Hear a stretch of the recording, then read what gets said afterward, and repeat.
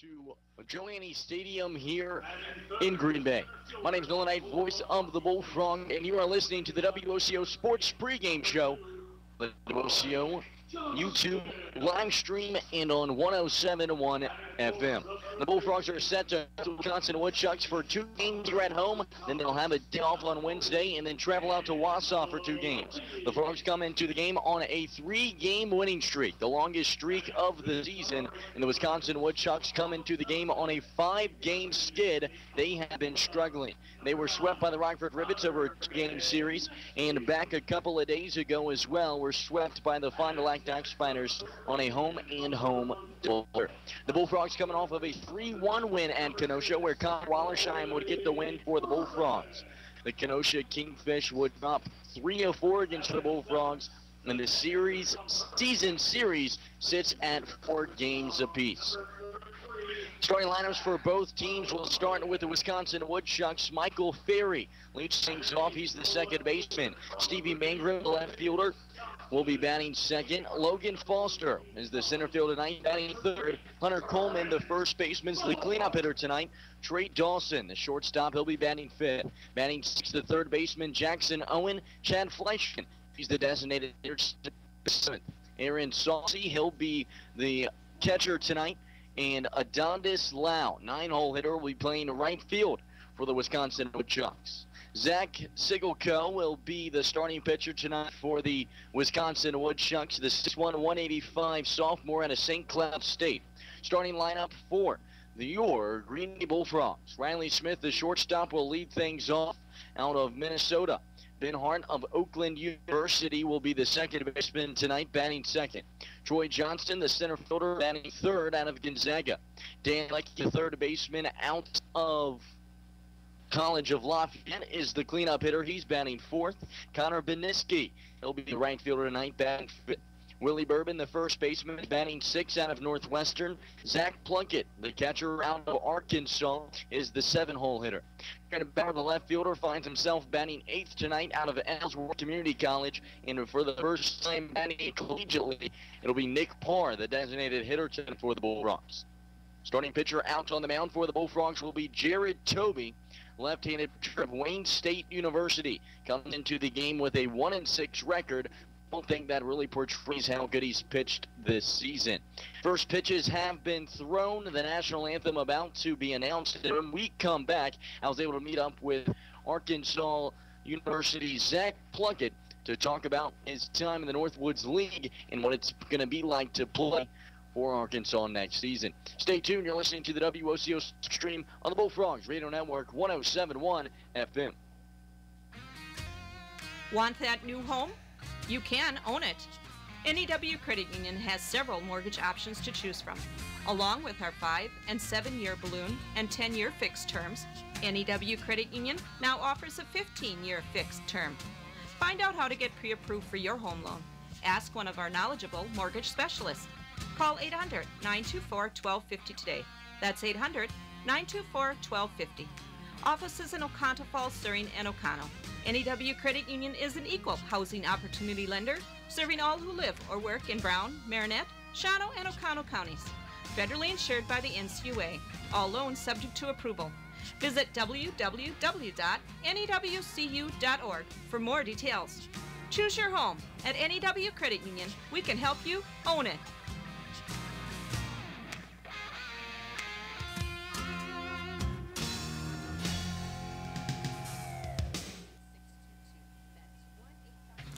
At 24/7 Well and Pump Service, we mean just that. Water will be available 24 hours a day, 7 days a week. Call 920-848-2407 or 920-604-2407, and a licensed professional will come out to your site. Whether it is a water system installation, repair, well inspection, or install underground water lines, they'll be there. Call 920-848-2407. or 920-604-2407. We're in the Oconto Falls area Yellow Pages. 24/7 Well and Pump Service, Fireside Road, Oconto Falls.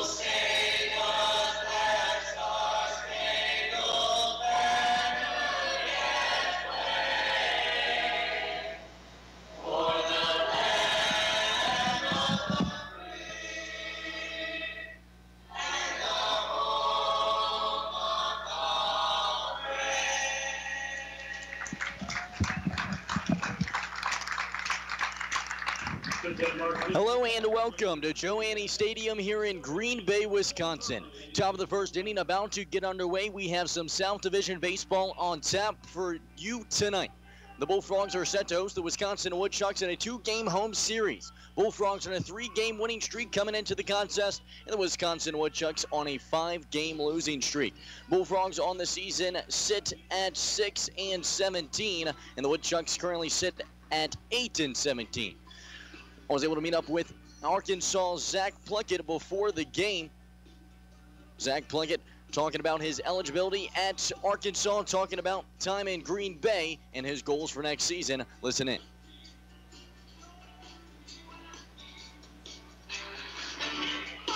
Going out here with Arkansas' Zach Plunkett. Zach, season coming down to a line. How have you enjoyed your time in Green Bay? It's been a long summer to say the least, but I made a lot of great friendships here.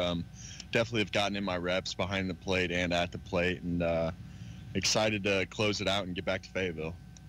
This past season for Arkansas, you redshirted, sat out due to transferring from TCU. Are you excited to play for Arkansas this next season, and what are your goals? Absolutely. Just watching the guys yesterday from the sidelines is kind of tough. Definitely looking forward to contributing this year. Obviously, I'd like to be in the lineup and,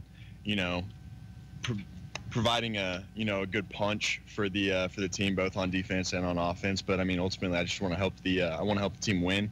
And what could be, possibly my last college season. Obviously, I'd like to get to Omaha, and I've been there a couple times, so I like to win it this time. It's been a long season for the Bullfrogs. A lot of ups, a lot of downs, sometimes more downs. What's been your favorite part? Just getting to know the guys. We've got a lot of really funny stories. Most of which I probably couldn't tell right now, but it's been a really good experience, and I've met a lot of guys that I'm sure I'll keep in contact with throughout my baseball career and just throughout life. What was something this summer that you really wanted to work on and you completed that goal as well?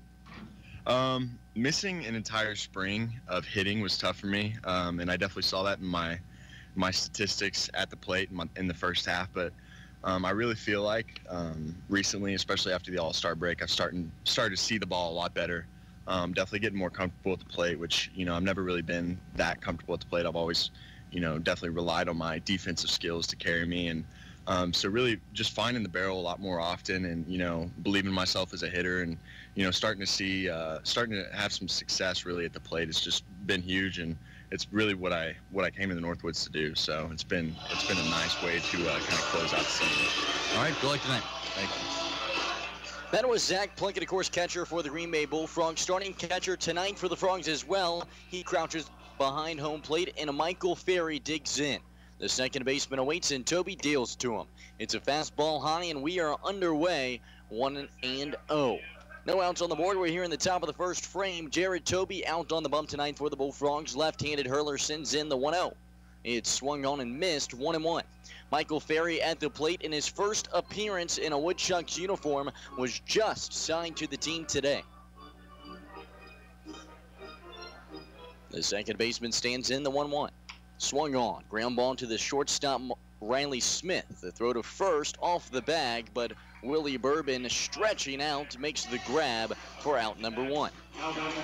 Slow bouncer there to Riley Smith. It's an easy play. Catches it about hip level. The throw to first a little bit to the left, but Willie Bourbon stretching out to make the grab there. Almost an awkward scene as he drops the ball making the transfer. But the out is recorded up on the board. 1 away, and that'll bring up Stevie Mangrum, the left fielder out of Virginia Tech. Right-handed hitter stands in, and Toby deals. A breaking ball that just misses the zone high, 1-0. Jared Toby out there on the mound for the Bullfrogs has had his struggles and starts this season. Comes into the game with a 1-6 record. The 1-0 swung on and found a way right side into the parking lot that edges the stadium here at Joe Annie's. Evens it up, 1-1. Jared Toby on the season for the Bullfrogs. Not only has he posted a 1-6 record, but his ERA sits a bit higher than he would like. The 1-1 pitch, swung on, a fly ball deep to center. Tracking back is the center fielder for the Bullfrogs, Troy Johnston. It bounces off the warning track and it bounces off the wall. A double for Mangrum, and the Woodchucks off to a hot start. Center fielder number 3, Logan Foster. So a ground out and then a double up the middle of the field. Square dead center, hits off the batter's eye about 4 feet high. Troy Johnston can't do anything but sprint back and throw it back in. A stand-up double from Ingram. He continues his hot hitting for the Woodchucks. Logan Foster, the center fielder, now digs in for the Woodchucks. And Jared Toby deals in. Change up that hits the outside corner, 0-1. Toby on the season for the Bullfrogs currently supports a 6.26 ERA. Has struck out 29, walking 37. The 0-1 swung on and missed, 0-2. Toby fastball for the Green Bay Bullfrogs hits about 87-89 for the Frogs. The lefty out of Wayne State making his 10th start in a Bullfrogs uniform. Toby checks the runner at second, deals in the 0-2. Check swing, it was low. Did he go around? Yes, he did. Strike 3, second out recorded. First strikeout of the night for Jared Toby, make that 30 strikeouts on the year. You think back to his first appearance in a Green Bay Bullfrogs uniform, it was against this Woodchuck team. Back on May 30th, how about that number? He would pitch 6 frames for the Bullfrogs, allowing just 1 run. Would strike out 5 in the contest as well, walking 3, had a good showing. Since then, has registered 6 straight losses in his last 6 starts. Hunter Coleman swings at the first one. Line drive left field, gets past the third base bag. Rounding third is Stevie Mangrum. He comes across to score, and it's a stand-up RBI double for Hunter Coleman, and the Woodchucks take a 1-0 lead here in the top of the first inning. So 2 doubles and 2 hits to start things out here for the Woodchucks, and coming into the game, they were struggling. 5 straight losses, 3 in a row to the Wisconsin Woodchucks, and then were swept against the Fond du Lac Dock Spiders in a home-and-home series. Trey Dawson, the shortstop, digs in. Toby deals. It's a breaking ball that runs low, 1-0. Not a great start for Jared Toby up there on the mound. And really, what his struggles have been on the mound is not so much how many hits he's allowed, but more his walks thrown. The 1-0. It's a swung on and flied out to right field, where Connor Vigneski gets underneath of it and makes the run, the grab on the run. That does it for the top of the first inning. 1 run comes across for the Woodchucks off of 2 hits. That'll do it for the top of the first. You're listening to the WOCO Sports Stream on the Bullfrogs Radio Network, 107.1 FM. Honey, get the camera. Riley's rolling again. That dog always gets excited up here at the cabin. Riley loves the woods, don't you, Riley? Roll, Riley, roll. You getting this? I'm getting it all. It's fabulous. But we can't upload it until we get home. Right, no data connection up here. Challenge. Coach McCarthy? Mason Crosby. Switch to Cellcom, guys. Our coverage is great, whether you're out here or anywhere coast to coast. Yeah, Riley's fans don't want to wait. Now Riley's really on a roll. At Cellcom, we've got you covered out in the country and all across the country. Cellcom, built for you. Very athletic. I think we could use him on special teams. But not the kick, right? We'll see. It's Cellcom's Customer Appreciation Celebrations. Get smartphones from the top 2 brands for just a penny each, along with food prices and sales on accessories. Cellcom, built for you. Available day of event only. New 2-year activation qualified upgrade required. Restrictions apply. Visit cellcom.com/celebrate for details.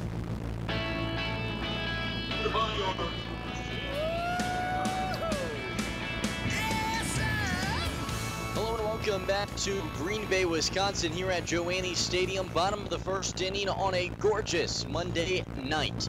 It is Mullet Monday.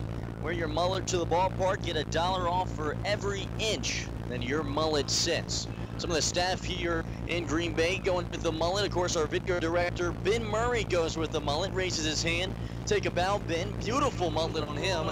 And one of our full-time staff as well, Seth, puts the mullet on as well.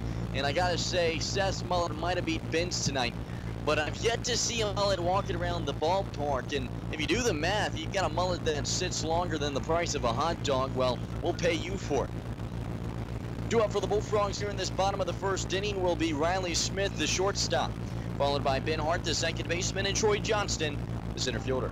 Riley Smith, the shortstop on the season for the Bullfrogs, batting around 265. First pitch to him. Shows bunt, but pulls it away.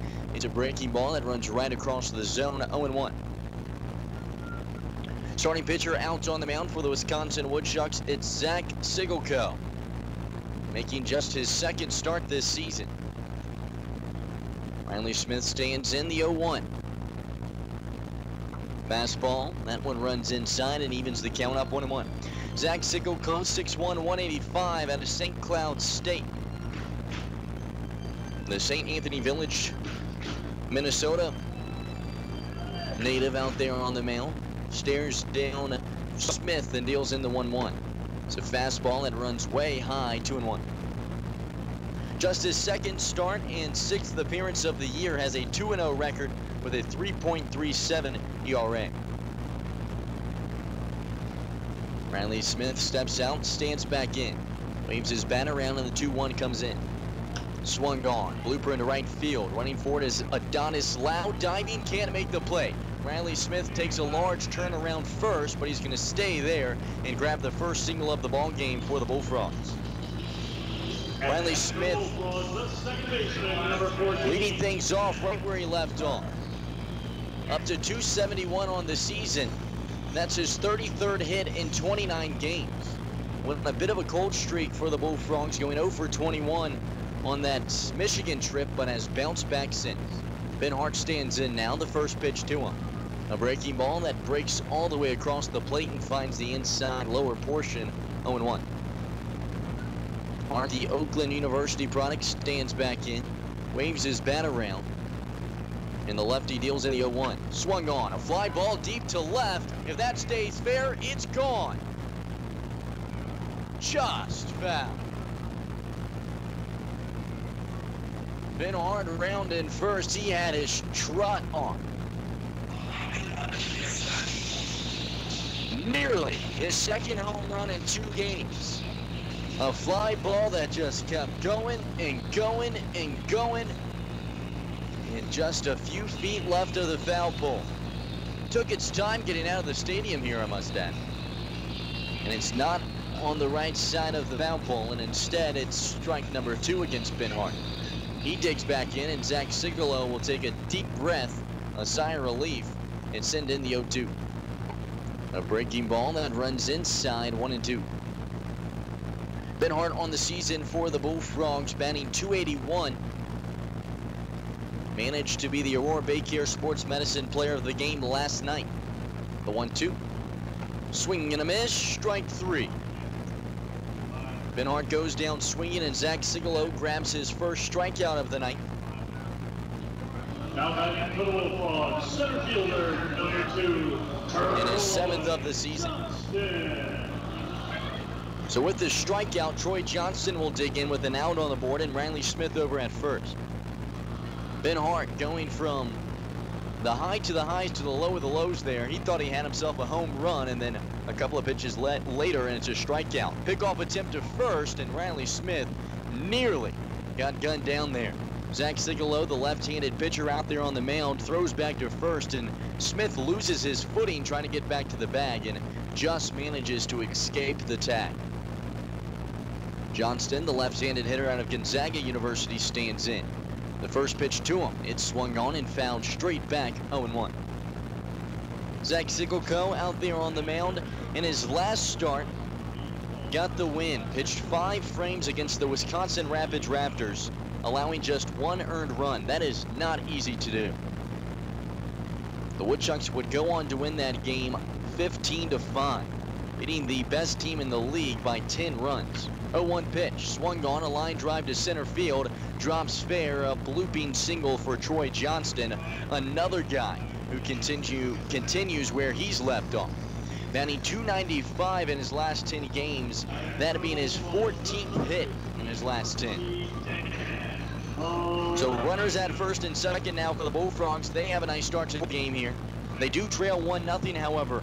It's the bottom of the first inning. The Woodchucks with 2 doubles in the first frame. Runners at first and second, and the cleanup hitter, Dan Lucky, digs in. The third baseman out of the College of Lafayette stands in, first to him. Fastball, it clips the outside corner, 0-1.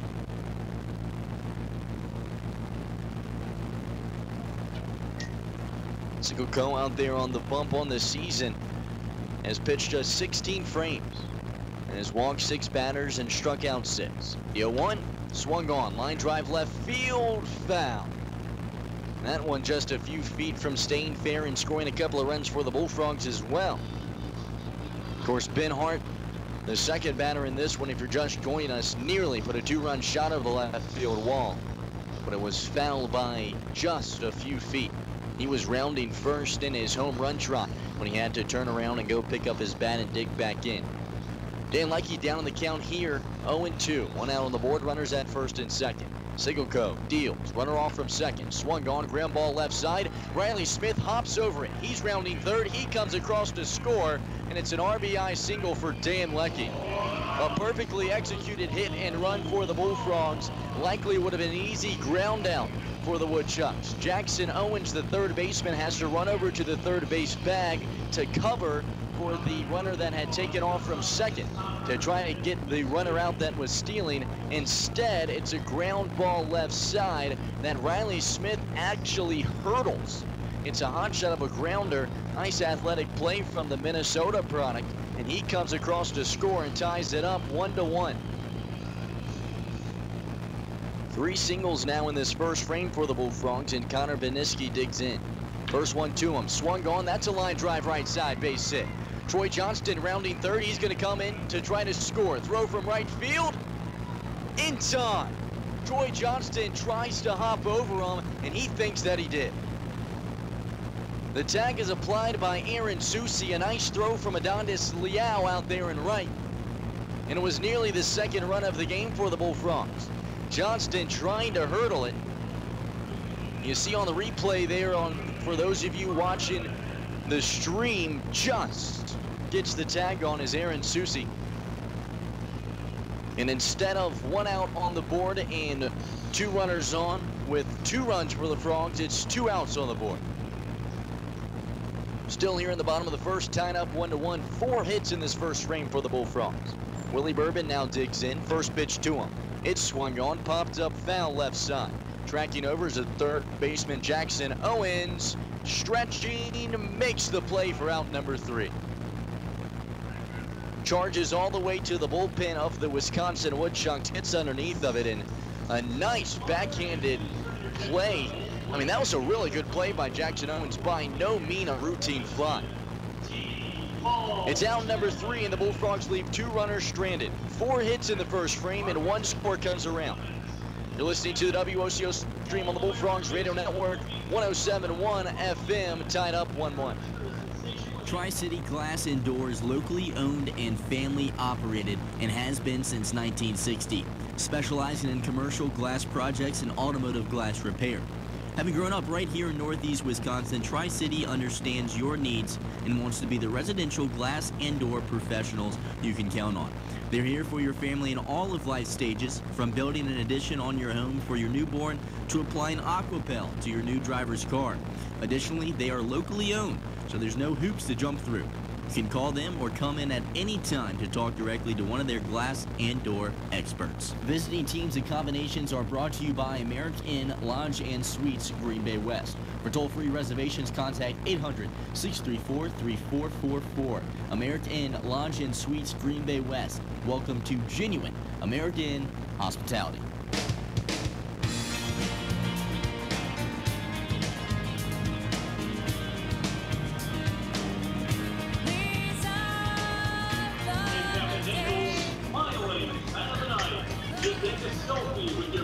Hello and welcome back to Green Bay, Wisconsin, here at Joanney Stadium. Top of the second inning about to get underway. Tie ball game, 1-1. The Wisconsin Woodchucks would take a 1-0 lead in the first.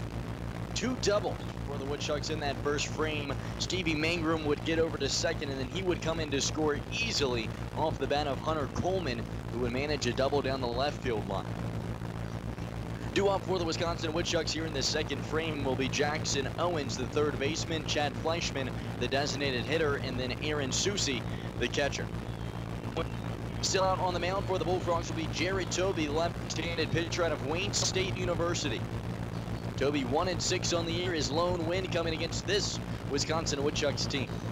Does have a strikeout on the night and has yet to walk anyone, and that's really what has been his biggest problem this year, is just walking too many batters. 37 walks on the year compared to 30 strikeouts.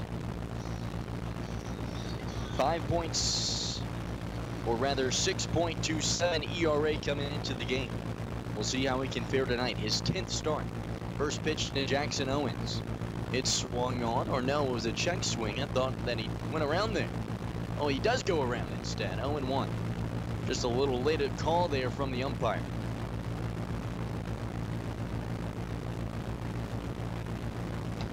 The 0-1 pitch. That one runs inside. 1-1. 86-mile-per-hour fastball from Jared Toby. He wastes no time, kicks the leg and sends in the 1-1. Another fastball, but this one high. 2 balls and a strike. A beautiful night tonight here in Green Bay. A slight breeze, hot temperatures though. Hopefully when the sun goes down, it'll cool down a bit. The 2-1. Fastball inside and low, and Toby down in the count to start things out here. 3 balls and a strike. Dimensions here at Joe A's: 326 down left, 390 down center, and 332 to right. The 3-1. Fastball high, and Jared Toby walks his first batter of the game, and Jackson Owen gets on. Chad Fleischman, the designated hitter, will now dig in. Fleischman on the season for the Wisconsin Woodchucks, coming into the game struggling a bit at the plate, batting just 167. He's a guy, however, that has been around just about the entire season. Has played in the second most games for the Woodchucks, and as I mentioned yesterday a few times, it's becoming an accomplishment in itself to just be a guy that's been around the whole year. The first pitch into Fleischman, a fastball wide, 1-0. Wind starts to pick up a bit out in center field. Defensive alignment for the Bullfrogs, outfielders, Beniski out in right. 1-0. Fastball inside, 2-0. Over in left field is Trent Bauer, normally a catcher for the Bullfrogs. And in center, it's Troy Johnston. From third base to first base, Dan Leckie, Riley Smith, Ben Hart, and then Willie Bourbon. Behind home plate is the catcher, Zach Plunkett. And Toby on the mound sends in the 2-0. It's a fastball that clips the inside corner, 2-1. Of course, you notice Trent Bauer out there in left field, normally a catcher for the Bullfrogs, is kind of forced to be put out there as the Bullfrogs have caught the injury bug. 2-1 pitch, swung on and fouled back right side, 2-2. And we thought it was bad when Jared Toby was the designated hitter, but it's worse now. Kyle Binio, Mikey Falia, as well as David Mayberry, all sitting out tonight with some nagging injuries. Mayberry, the newcomer that was just signed to the team, sitting out tonight. 2-2. Fastball that runs in the dirt, gets away from Plunkett. Runner off from first, and he gets to second. Pass ball moves the runner over, and a runner in scoring position now with a full count.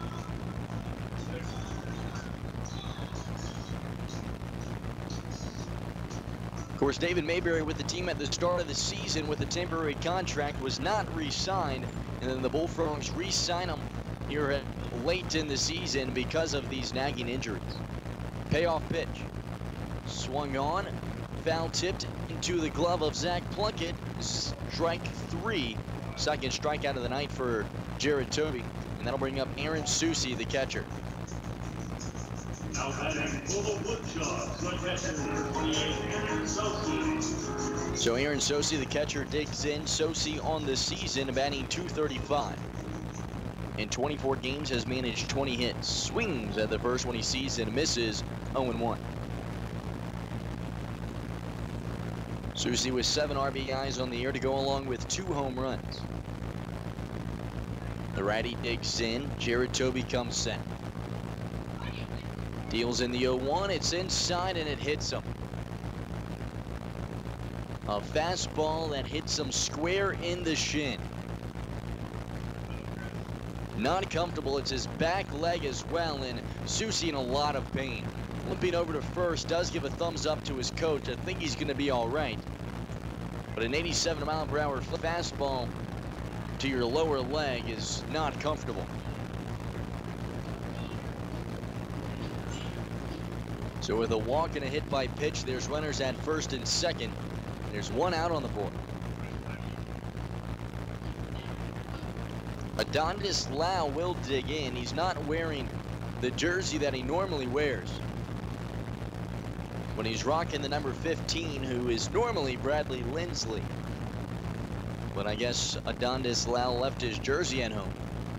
And he stands in and watches the fastball, and that clips the outside corner, 0-1.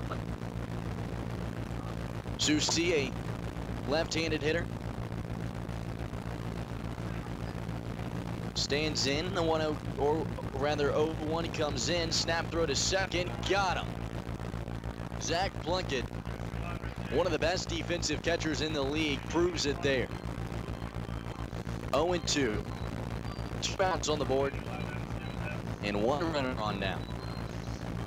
If you tuned into the pregame show, you heard Zach Plunkett talk about how he's relied on his defensive skills to bring him through. And well, you're able to when you're that good. 0-2 pitch comes in, swung on and missed. Strike 3. What a way to rebound. Lau goes down swinging, and it's out number 3. That does it for the top of the second inning. Stay tuned for the bottom half. You're listening to the WOCO Sports Stream on the Bullfrogs Radio Network, 107.1 FM. We've heard it time and time again. You want local loan decisions and servicing, faster turnaround, and answers to your questions handled right here in Oconto. At the Stevenson National Bank and Trust, we've got all of those bases covered, from local loan decisions and on-time closings to great rates and fair terms. Visit me, Bob Schwartz, at the Stevenson National Bank and Trust. I've helped many people, and now I'd like to help you with your next loan. Member FDIC, Equal Housing Lender. Over the past 60 years, Triangle Distributing has maintained itself as a leader in the market as it has responded to the changes in product innovation and consumer demands. It is in this commitment to employees, customers, community, and supplier partners that has enabled them to remain one of the best and most respected distributors in our state. Combine the flavors of Italy with the heart of the Irish, add some Chicago flair, and you've got Gallagher's Pizza. For the best Chicago-style pizza north of the Illinois border, Gallagher's Pizza is your destination. Call now for delivery or pickup in Green Bay and De Pere. Gallagher's Pizza, home of the best lunch buffet in town. Hello and welcome back to Green Bay, Wisconsin, here at Joanne Stadium. Bottom of the second inning about to get underway. The Bullfrogs all tied up with the Wisconsin Woodchucks 1-1. Frogs in that first frame would manage 4 hits and just bring 1 run across. Of course, Troy Johnston tries to come in and score off of a single from Dan Leckie, or rather Connor Vigniski, I should say. However, unable to. The throw from right field in time, he's called out at the plate. Could have easily been 2-1. Instead, we're still knotted up 1 run to 1 run. Top of the first inning, the Wisconsin Wolfshogs would manage 2 doubles, 1 from Stevie Mangrum and then 1 from Hunter Coleman that would score Mangrum. 2 up for the Bullfrogs here in the bottom of the second inning will be Zach Plunkett. Zach Plunkett, the catcher on the season for the Frogs, comes into the game struggling at the plate. However, here since the All-Star break has played considerably better. On the year, Plunkett comes into the game batting just .179 with 24 hits, 4 home runs, and 8 RBIs. But here in the last 10 games for the Bullfrogs, Plunkett batting .269. The lefty out of the mound kicks the leg and sends in the first pitch of the bottom half of the second. And it's a fastball that runs high and wide, 1-0. Zach Sigelko still out there on the mound for the Woodchucks. He kicks the leg and sends in the 1-0. It's swung on a slow grounder to the shortstop Dawson. The throw to first is in time, and the first out is recorded here in the bottom of the second. That will bring up Trent Bauer, the left fielder. Of course, normally a catcher for the Bullfrogs. I didn't get to finish the story in that last half inning, but he's forced to go out into left field as David Mayberry with a nagging injury, which means on deck is Nick Parr, a pitcher who has never hit collegiately. Trent Bauer, left-handed hitter out of Ellsworth, swings at the first one and fouls it away left side.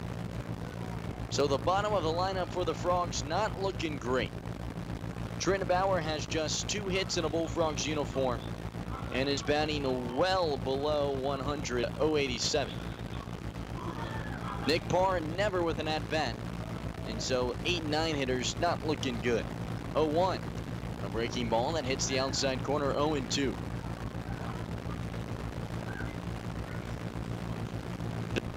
Trent Bauer, of course, managed the walk-off single against the Kenosha Kingfish the last time the Bullfrogs ran home. Watches the 0-2 go by wide, 1-2 now. Just his second hit in a Bullfrogs uniform. With a great storyline to a great baseball game. 1-2. Swung on. Ground ball right side to the first baseman. Gets past his glove and a base hit for Bauer. He rounds first. He's going to go for 2, and he's going to get there standing up. I got to talk bad about Bauer more often. His second double of the season. Not the fastest grounder over there towards Hunter Coleman, but it takes a funky bounce off of the dirt, and Coleman reaching out just can't put his mitt on it.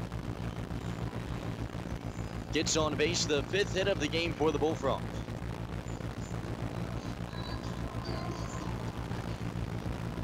Nick Parr now digs in his first at-bat. First one to him, a fastball wide, 1-0. And Nick Parr, of course, not only is it his first at-bat in a Bullfrogs uniform, but he's kind of a spectacle to see in the batter's box. The guy's huge.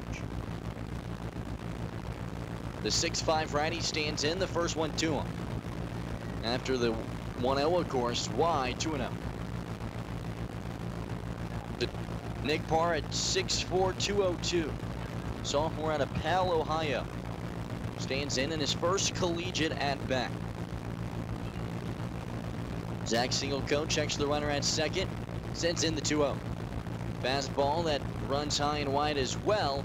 3-0. And Nick Parr here, we'll see if he gets the green light with the 3-0 count. Parr, of course, this past season at Oakland University would appear in 14 games on the mound. Has yet to register an at-bat. 3-0 high and wide, and Nick Parr gets on base for the first time. And while he gets over to first, he launches his bat over towards his dugout. Nick Parr, of course, probably the biggest clown on the team. Has the loudest mouth, the biggest jokester. He's a great guy to be around, and you gotta root for him when he's at the plate, of course. And Nick Parr is the type of guy where if he has a good night tonight, you're going to hear about it for the rest of the season. Nick Parr takes the lead over at first, and Trent Bauer takes one from second. That'll bring up the leadoff batter, I should say, and Riley Smith. The shortstop managed a single his last time up, the first of a 4-hit first inning. First pitch to Smith. Fastball that runs low and inside. 5 straight balls now from Zach Singlecoe.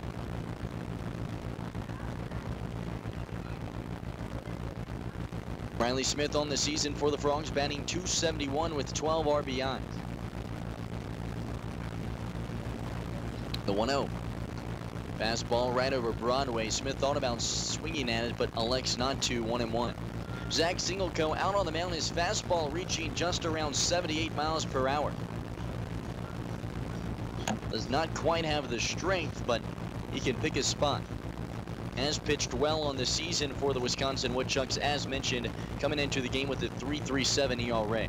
The 1-1 pitch, a nice breaking ball from Singlecoe. Smith watches it go into the mitt of Susie, and it's strike number 2. 1-2 now. Singlecoe out on the mound, the left-handed hurler. Bullfrogs on the season, batting better against lefties than righties. He stands in, holding the ball behind his back hip. Now comes set, checks the runner at second, and Bauer sends in the 1-2. Breaking ball, swung on, line drive left field, base hit. They're going to hold up Trent Bauer at third, however, as they have already not managed to get a run across trying to test the arm of an outfielder tonight. Of course, Troy Johnson was looking to score the second run for the Bullfrogs back in the first inning when Chris Sabo sent him home and Adondis Lau managed to gun him out at the plate.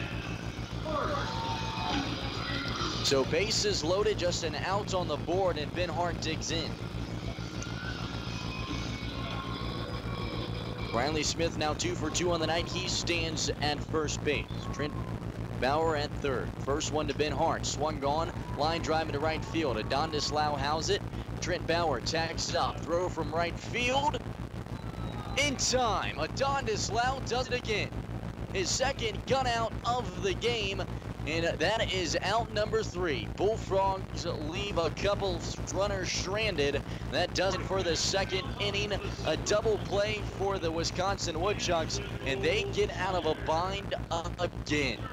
On to the third inning we go. You're listening to the WOCO Sports Stream on the Bullfrogs Radio Network, 107.1 FM, tied up at 1. Do you feel like you're paying too much for your medication? Stop in at O'Connell Pharmacy and see our pharmacist, Ron or Poom, about our cost minimization program. We can save you some money. The O'Connell Pharmacy, our family helping your family. We all want to be self-sufficient, whether it's fixing projects at home, whether it's changing the oil on the car, or maybe even keeping your checkbook balanced. But when it comes to income taxes, trust me, you don't want to do it yourself. You don't want to do it with someone that just does it 3 months a year as a little sideline job. You need to work with a proactive 24/7 CPA firm that can actually get you results and keep more money in your pocket. Pick up the phone today, 715-735-0583. This is Larry Fitzgerald with Game Day Gold. Tune in to WOCO FM 107.1 Fridays at 6 p.m. to hear me and Eric Nelson discuss the sports topics of the day.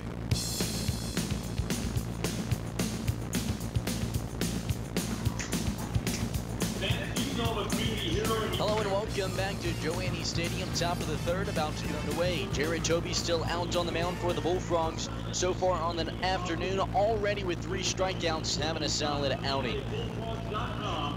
Toby pitching 2 frames, allowing 2 hits, 1 earned run, has 1 walk, and 9 batters faced. 2 up for the Wisconsin Woodchucks will be the leadoff hitter, Michael Ferry. On deck, Stevie Mangrum and Logan Foster's in the hole. Michael Ferry, his first time up, would ground out to the shortstop Riley Smith, and Ferry making his debut in a Woodchucks uniform as well. We're here in the top of the third inning, and we're tied up 1-1. 1 run apiece in the first frame for the Bullfrogs and the Woodchucks, and the Frogs leaving 2 stranded in that last bottom half inning. Michael Ferry wasting no time. He swings at the first pitch he sees. It's a pop-up right side, and Zach Plunkett, the catcher, throws off the mask, runs over towards the batter circles in front of the Bullfrogs dugout, raises his glove, and registers the first down. So wasting no time, Michael Ferry out on the first pitch. That'll bring up Stevie Mangrum, the left fielder. Mangrum managed the double to start his day off in the first frame, and would come around to score off of that of Hunter Coleman. First one to him. That one's a ball, a breaking ball. He gets away from Plunkett and bounced way left of the batter's box area. Moves the count to 1-0.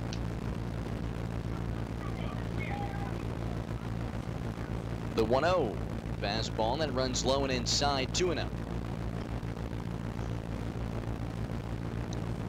Frogs managed a 4-hit inning in the first frame and managed 2 in this bottom half of the second. Bats staying hot from the Kenosha trip. 2-0. Fastball that runs high, and Jared Toby starts off the top of the third inning down 3-0 after registering a 1-pitch out. The Bullfrogs on a 3-game winning streak currently, 3-0. Right across Broadway, 3-1. That 3-game winning streak good for best in the season. They were on an 8-game losing streak at the time, the longest in franchise history. 3-1, runs high, ball 4, and Toby walks his second batter of the game. And so not what you would expect from the Frogs. 8-game losing streak, some games where they just weren't even close to being in. They turn it around, get a walk-off victory here last Friday night, go to Kenosha for the weekend, manage a come-from-behind victory on Saturday, and would win 3-1 yesterday. Some phenomenal hitting for the Bullfrogs. 3-1 pitch, swung on, and, or rather, apologies, first pitch comes in. Scoreboard still a bit behind. It swung on and fouled straight back, so 0-1. Connor Wallersheim, he would be the standout player for the Bullfrogs yesterday. 0-1. Runs high, 1-1 now. He would pitch 5 frames for the Bullfrogs, allowing just 3 hits, no earned runs, just 1 walk, and 7 strikeouts. Was named the pitcher of the day. 1-1. Fastball that runs low, 2-1. The first Bullfrog to be announced as the Northwoods League pitcher of the day. It's been a long season, and of course the Frogs have struggled on the mound, an ERA that sits at 6. But Wally dealing in 5 with no earned runs. 2-1 pitch, fastball high, and Toby behind in this count as well. 3-1. And now on the board, there's a runner over at first, and Stevie Mangrum. He gets on base for the 2nd straight time. He got a double in the first, was walked the 2nd time. He takes a lead. The 3-1 pitch, inside ball 4, and Toby walks 2 straight batters, his 2nd and 3rd of the day. That brings up the cleanup hitter in Hunter Coleman. Coleman managing the RBI double his last time up.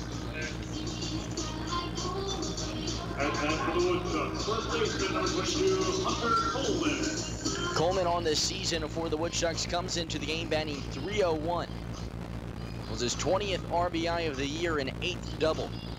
Zach Plunkett, the catcher for the Bullfrogs, jogs out to the mound to have a quick word with Jared Toby, try to calm him down a bit. He runs back, puts the mask back on, and sits behind home plate. Coleman, the right-handed batter, stands in out of Texas A&M. Just finished up his freshman year. First pitch to him, swung on, liner foul, left side. That one lined all the way past the club seating on the left side here at Joe Annie Stadium. If you're not familiar with it, there's a beer garden out in left and right field. Some club seating that lines the 1st and 3rd base side, and then bleacher seating that sits behind home plate. The 0-1. That one skips across home plate, gets away from the catcher Plunkett, and both runners advance a bat. A wild pitch puts runners in scoring position. Mangrum now just 90 feet away from scoring for the 2nd time, and Foster at 2nd now. Just an out on the board, so that eliminates an opportunity for a double play for the Bullfrogs nearly completely. Of course, Plunkett showed what he can do defensively. The guy is probably the best at snap throws in the league. We've seen him get a couple of guys at 3rd with 1 out on the board before. We'll see if he does it here. 1-1, swung on, ground ball up the middle of the field, base hit. 1 run comes across for the Woodchucks. They're going to send in another. The throw from Troy Johnston from center, not in time, and 2 runs come across. 3-1 Woodchucks lead. And 2 RBI single from Hunter Coleman. He's able to move over to second base as the throw from Troy Johnston goes way high of Zach Plunkett. And with just an out on the board, the Woodchucks aren't done. Coleman still standing in scoring position out there at second base. He grabs his 2nd and 3rd RBI of the day.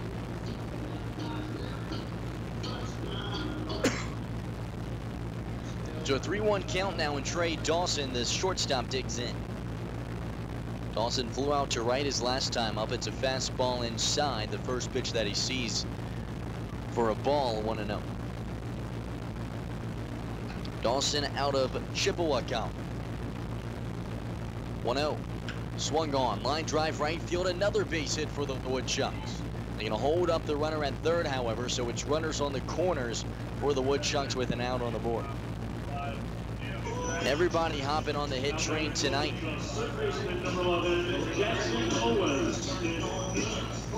The fourth hit of the game for the Woodchucks. Frogs with 6. It's been a offensive showcase here tonight. 3-1 Woodchucks lead here in the top of the third inning. Jared Toby out on the mound, left-handed hurler trying to get out of the frame. Just an out on the board, runners at first and third. First pitch into Jackson Owens. Fastball that runs low, 1-0. Jackson Owens out of Texas A&M Corpus Christi. Junior this past season would bat .282. The 1-0. Fastball inside, 2-0. Managed 5 home runs and 27 RBIs this past year.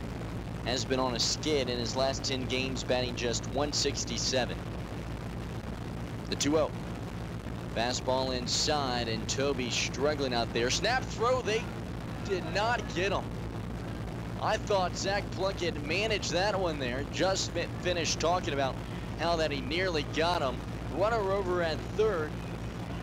And Hunter Coleman, he'll take a deep sigh of relief. His third base coach over there giving him a hard time. He was absolutely clueless that the ball was coming in, walking slowly back to third. 3-0 right over the plate, 3-1. And Zach Plunkett has that ability. Throws it right on target. Dan Leckie there to apply the tag, but inches from getting the second out. 3-1. Swung on. Fly ball into right field. Connor Beneski tracking back, gets underneath of it, it records the out. Runner at third tags up. The throw from right field, not in time. The throw comes all the way into Zach Plunkett. He thinks about trying to throw it to second to try to get Trey Dawson out. But Dawson slides in safely to second as well. A run comes across for the Wisconsin Woodchucks. And it's a sacrifice fly RBI from Jackson Owens. And they now lead 4-1, a 3-run third inning.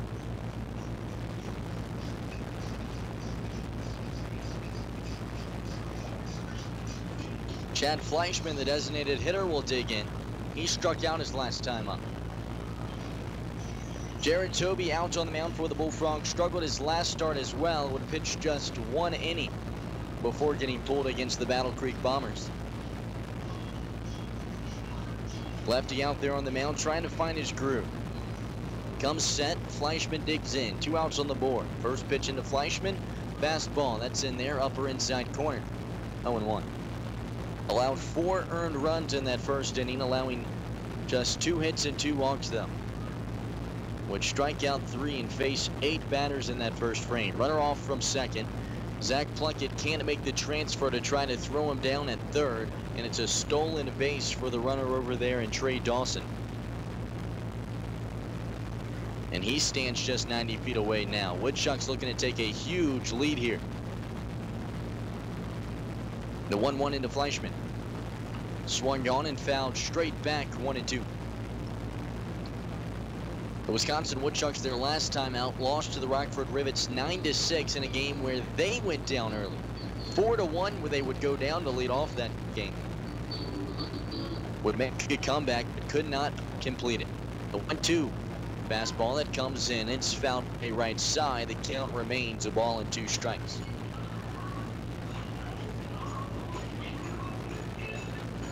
Two outs on the board. There's a runner at third. The 1-2 pitch.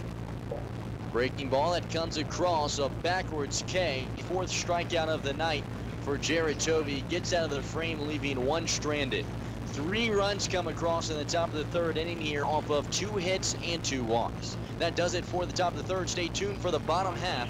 You're listening to the WOCO Sports Stream on the Bullfrogs Radio Network, 107.1 FM. Get the camera. Riley's rolling again. That dog always gets excited up here at the cabin. Riley loves the woods, don't you, Riley? Roll, Riley, roll. You getting this? I'm getting it all. It's fabulous. But we can't upload it until we get home. Right, no data connection up here. Challenge. Coach McCarthy? Mason Crosby. Switch to Cellcom, guys. Our coverage is great, whether you're out here or anywhere coast to coast. Yeah, Riley's fans don't want to wait. Now Riley's really on a roll. At Cellcom, we've got you covered out in the country and all across the country. Cellcom, built for you. Very athletic. I think we can use him on special teams. But not the kick, right? We'll see. This summer at Cellcom, save $100 on a new LG G6, and we'll cover your cost to switch from another carrier. Cellcom, built for you. Activation Flex agreement and data subscription required. Device trade-in required. Restrictions apply. Trademarks and names are property of their respective owners. Visit cellcom.com/save for complete details.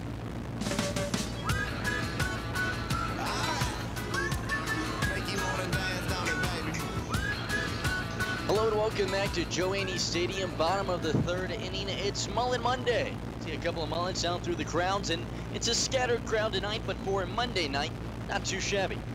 Lonnie Stack's got a few folks out there in right field. No Bud Light Beach Club tonight, but the club seating on the first and third base side, as always, just about packed to the brim. We're here in the bottom of the third. Still out on the mound for the Wisconsin Woodchucks will be Zach Sigelko. The Bullfrogs have managed 5 hits against him tonight, but just 1 run. There's been 2 throwdowns at home plate tonight, both coming off the hand of Adondis Lau out there in right field as well.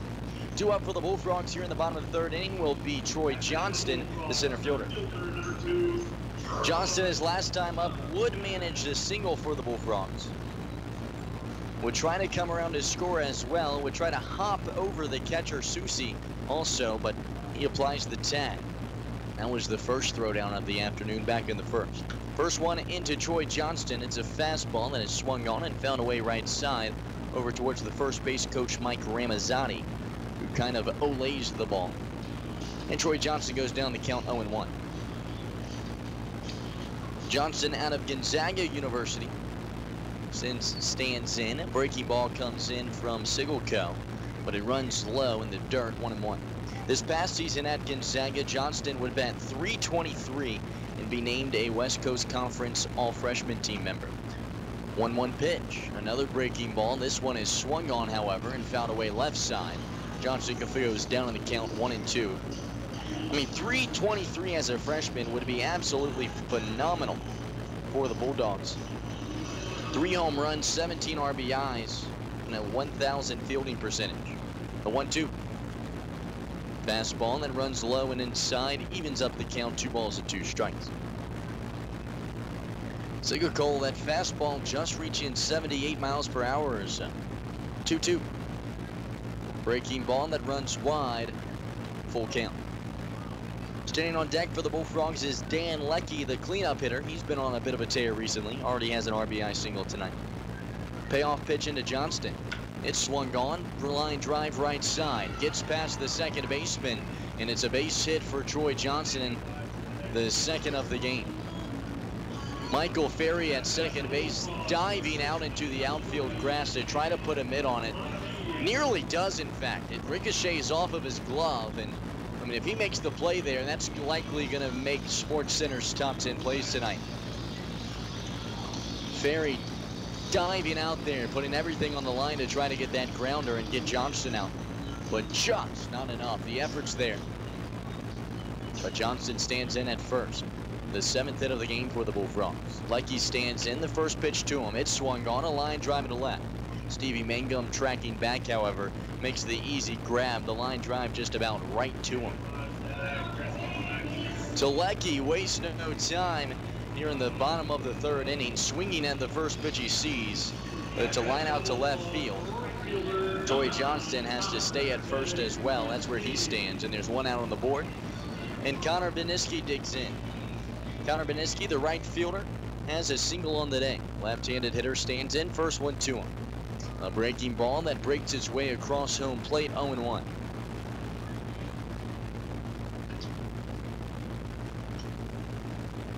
The 0-1. Breaking ball that comes across for a strike, 0-2. Beniski out of State College of Florida, playing in just his 2nd home game, 0-2. Breaking ball wide, 1-2 now.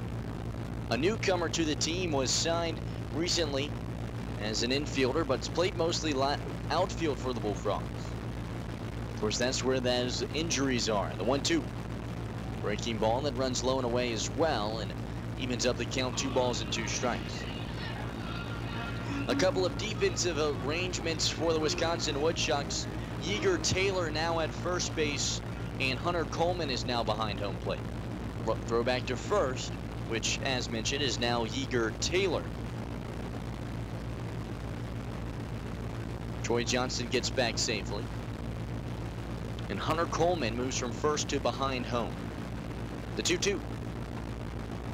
Fastball that just runs wide, a few inches from the strike zone.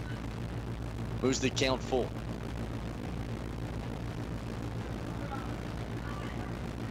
The payoff.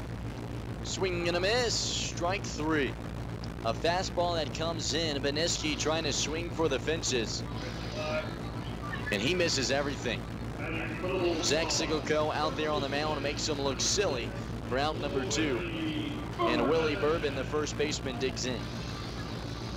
Just his second strikeout on the night up there on the mound. The left-handed hurler has allowed 7 hits, but just 1 earned run here through 2 2/3. Willie Bourbon digs in, the lefty out of Northwestern. Swings at the first pitch he sees, line drive to right field, base hit. Make it 8 hits tonight for the Bullfrogs. Well, bats are on fire. They just can't seem to get runners around. The Bullfrogs, I mean, 8 hits. They've managed 8 hits sometimes in an entire night. But here they've done it just through 2 2/3. It moves Troy Johnston over to second base.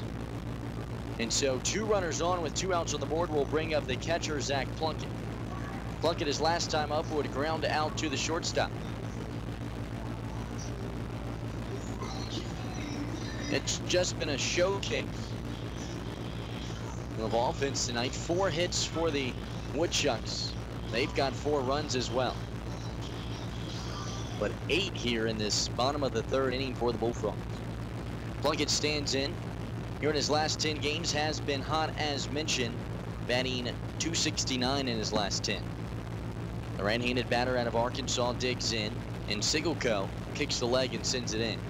It's a fastball that runs low, 1-0.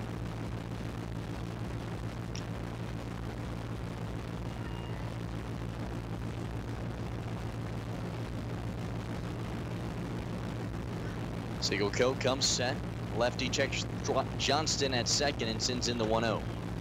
Swung on and missed. 79-mile-per-hour fastball that time from Sigelko. Evens up the count. A ball and a strike here. 2 outs on the board and 2 runners on. Willie Bourbon takes a lead over at first, and Troy Johnston takes one from second.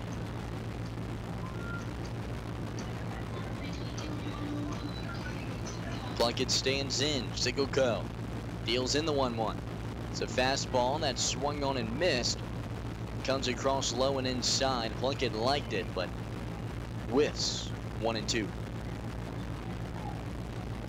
Zach Plunkett out of the University of Arkansas. Sat out this past season. But it will be, I'm sure, in the rotation come next year. The 1-2. Another fastball. That swung on. A bouncer to the third baseman. He grabs it, applies the tag to Troy Johnston, who is advancing to third. And they get the 3rd out there. That will do it for the 3rd frame. The Bullfrogs leave 2 runners stranded for the 3rd straight inning. You're listening to the WOCO Sports Stream on the Bullfrogs Radio Network, 107.1 FM. Bullfrogs trail 4-1. Is the frozen pizza that you're eating at home tired and worn out?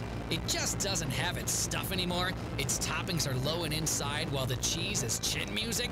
The time has come, friends, to make the switch. Make the call to the Brew Pub Bullpen. Bring in the relief and get the win with Brew Pub Lots of Matza pizzas. Made with premium toppings, then smothered in over half a pound of fresh 100% Wisconsin-made mozzarella cheese.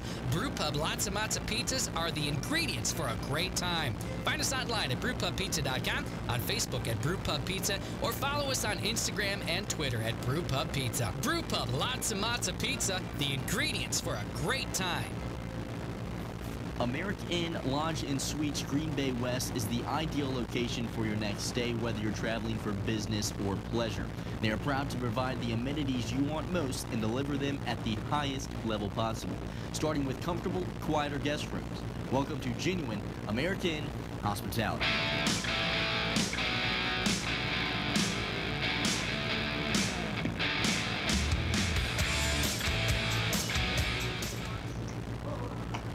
Hello and welcome back to Joe Annie Stadium here in Green Bay, Wisconsin. My name's Nolan Knight, voice of the Bullfrogs. Top of the 4th inning, about to get underway.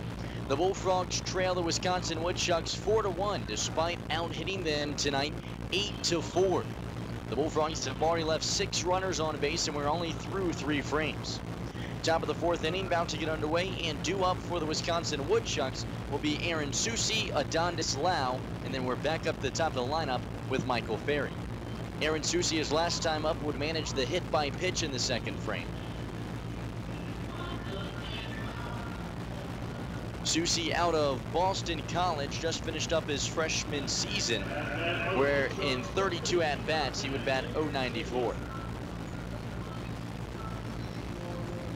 On the season for the Woodchucks, Susi batting .235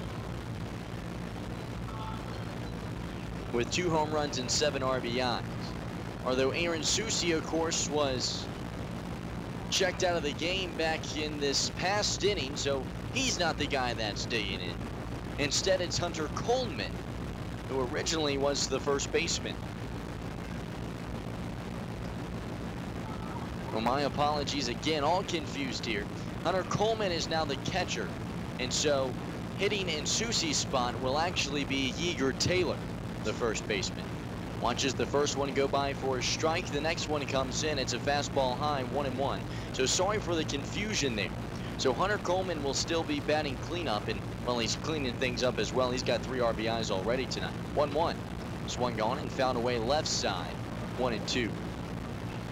That one nearly hitting some folks in the head sitting on the third base club side. It ricochets off of the netting, and I think that's the lone way anyone could be in any danger here in Joe Annie Stadium. Of course, yesterday we saw an older gentleman get hit in the head from a line drive at Kenosha. That was a scary sight. The 1-2.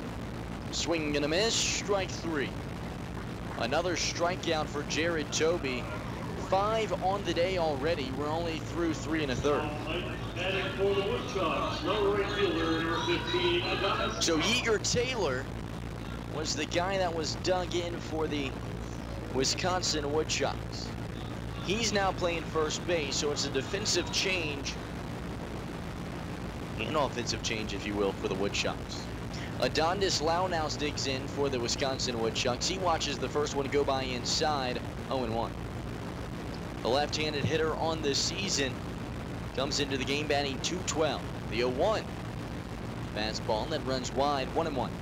Lau, his last time up, would go down swinging, one of those 5 strikeout victims of Jared Toby. Toby kicks the leg and sends in the 1-1.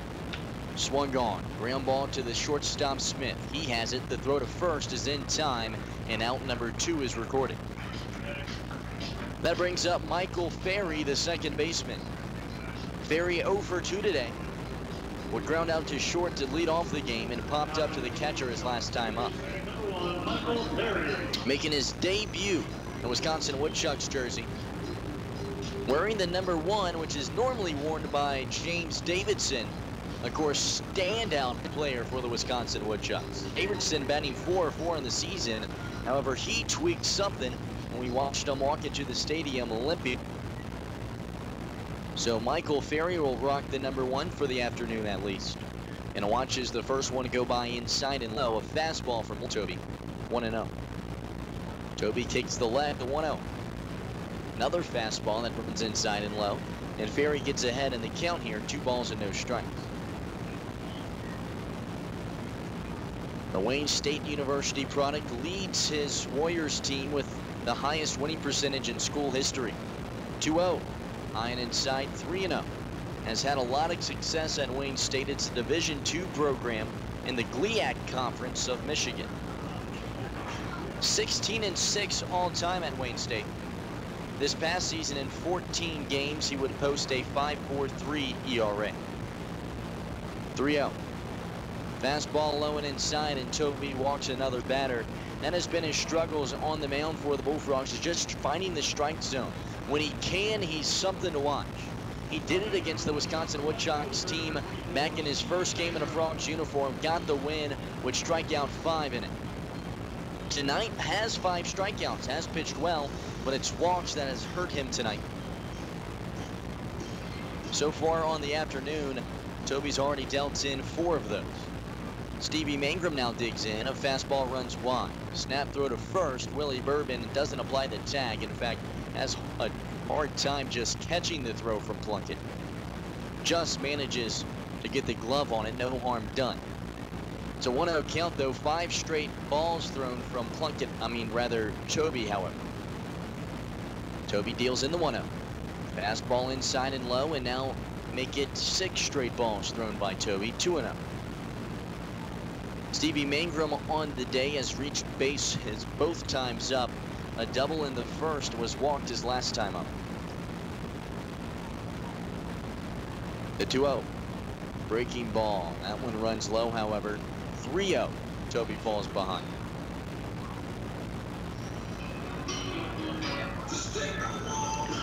Stevie Mangrum would manage to come around and score both times he's been on base as well, and the 3-0 pitch comes in high, and Toby has now walked 2 straight batters.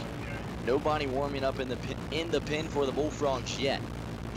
2 outs on the board. Jared Toby could easily get out of this bind, but he's going to have to get past Logan Foster. Foster struck out in the first frame, but was walked his last time up, and would come around to score as well in that 3rd frame. But runners at first and second now. The Bullfrogs have left 4 runners stranded already on the night, looking to make that 6 here. Zach Plunkett runs back behind home plate and will crouch down, and Logan Foster, the center fielder of Texas A&M, digs in. This past season during his freshman campaign would bat .297. Had a great freshman year, batting .300 on the season for the Woodchucks. And a breaking ball comes in and hits the zone. So after 4 straight balls thrown by Toby, leads off this at-bat with a strike. Just clips the outside part of the zone about belt level. The count sits at 0-1. Toby checks the runner at second and deals it in. It's swung on, a pop-up in the infield. Tracking back is Ben Hart, and Bagnaski comes in. Ben Hart raises his arm. Does he make the grab?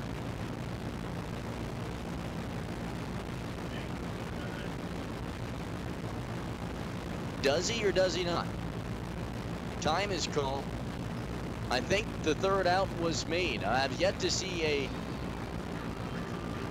call made by the umpire. Must have missed it. There it is. First baseman finally puts it in, but Bagnaski a bit injured running in. Tracking back was Ben Hart, staring up into the sky. He falls back, I think even stepped on Connor Bagnaski, who's limping off the field. The Bullfrogs don't have a replacement. There's no one left in this lineup for the Frogs to put out there. Bagnaski limps off the field, goes back to the dugout. He made the play for out number 3.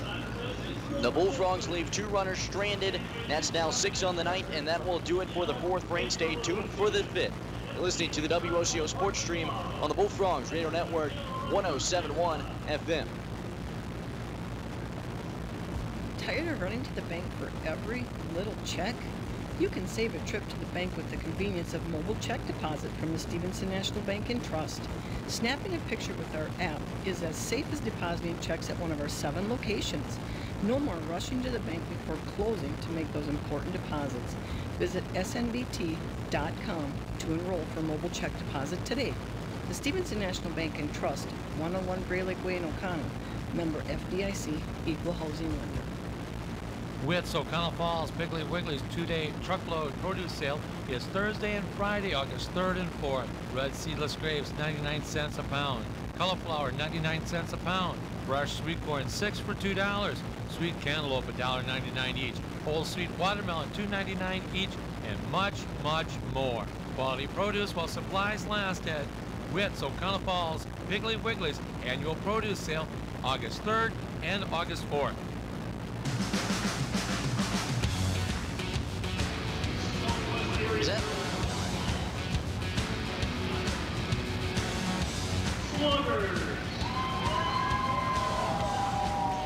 Our non-profit service league of Green Bay. Thank you for joining us at Bullfrogs Baseball.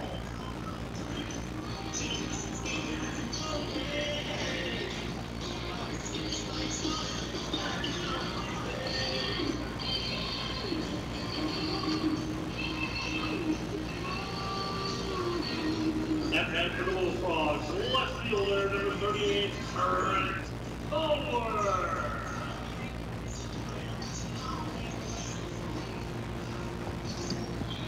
Hello and welcome back to Green Bay here, bottom of the fourth inning. Trent Bauer digs in for the Bullfrogs and Sigilco deals in. It's a fastball that runs low, 1-0 to lead off this bottom of the fourth frame. The Bullfrogs trail 4-1. It's been a hot-heady night for the Frogs. They just can't get runs across. The 1-0 pitch swung on and missed, 1-1. Bauer, his last time up in the second inning, would work the double to lead things off. The 1-1. Fastball right over Broadway, 1-1. Or rather 1-2, my apologies. Bauer, the left-handed hitter out of Ellsworth Community College, awaits and the 1-2 comes in. Fastball that runs wide, 2-2. Bauer, of course, his last time here in Joanney Stadium, in fact, in his last at-bat coming into the game, was a walk-off single. Just his second hit of his career at the time. The 1-2 pitch is swung on, a ground ball to the second baseman. Throw to first, not in time. And Trent Bauer manages to work the infield single. A multi-hit game for the left-handed hitter out of Ellsworth. A ground ball up the middle of the field. Michael Ferry tracking over, makes the play on it.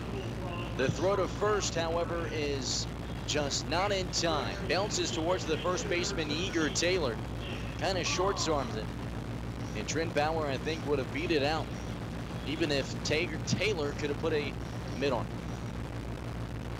So make it 9 hits on the night for the Bullfrogs, as Nick Parr, the designated hitter, takes his first swing in a Bullfrogs uniform and a miss hit. A fastball right over Broadway, 0-1. Parr digs back in. The 0-1 to him. Swung on a line drive to left center field. Base hit for the pitcher. Rounding second is Trent Bauer, and so is Parr. He's going to go for 2, and Trent Bauer's going to come across to score as a left fielder had troubles with it. Make it an RBI double for Nick Parr. Welcome to the plate, Nick Parr.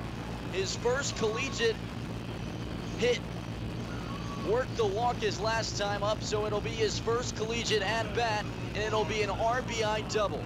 The Bullfrogs, so plagued with injuries, they have no positional players to use as a designated hitter. They have to go to the pitching staff, and Nick Parr on the Oakland University website is down as an infielder. I've seen him take ground balls in practice before, but never hit. And sure enough, surprising everyone here tonight, manages a double. Riley Smith digs in for the Bullfrogs, swings at the first one he sees and fouls it away left side. 0-1, he goes behind. But wow, what an at-bat for Nick Parr. Puts the Bullfrogs 2 runs closer, and they trail 4-2 here in the bottom of the fourth frame. By no means was that a cheap hit for Parr. I mean, he launched that thing in left center field. A frozen rope in the gap. Couldn't ask for much more. He takes the lead over at second, and Riley Smith out of the University of Minnesota will dig in. And look at the stat line there for Parr. 1 for 1 with an RBI and a walk. 0-1 to Riley Smith is swung on a line drive to left field. Nick Parr is going to ground third. He's going to come across to score. Smith rounding first. He's going to get to second, standing up, and make it 2 straight RBI doubles for the Bullfrogs, as they currently trail by just 1 now. 3-4 here in the bottom of the fourth.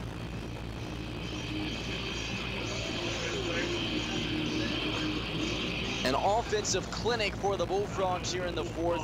Make it 11 hits on the night, and we're only in the bottom of the fourth inning. The bats have come to life. Zach Sigilco out on the mound, still no one in the pen for the Woodchucks, however. He deals in a fastball. It runs into the outside lower portion. And Ben Hart goes down in the count, 0-1. Hart on the night 0 for 2 with the strikeout. Zach Sigilco Deals in the 0-1. It's swung on, a pop-up into shallow right field. Tracking over is the second baseman. He's caught off by the right fielder, Adondis Lau, who gets underneath of it to record just the second out of the frame. Now back to the Bullfrogs, center fielder number 2, Troy Johnston. So that'll bring up Troy Johnston, the center fielder for the Bullfrogs. As my apologies, that's just the first out of the frame. Troy Johnston digs in. The center fielder on the night, 2 for 2 with 2 singles. First one into him, a fastball that runs in the dirt. 1-0. Trent Bauer leads things out for the Bullfrogs, managing an infield single. Nick Parr brings him in with an RBI double. Riley Smith scores Parr with an RBI double. Ben Hart pops up into right field, and Troy Johnston watches one go by for a ball and then fouls one away left side, and the count sits at 1-1 with an out on the board and a runner at second. The Bullfrogs trail by 1, 4-3 here in the bottom of the 4th. Zach Sigelko still out on the mound for the Woodchucks, and already starts to warm up in the pen for the Woodchucks. The 1-1 pitch swung on and missed. 1-2.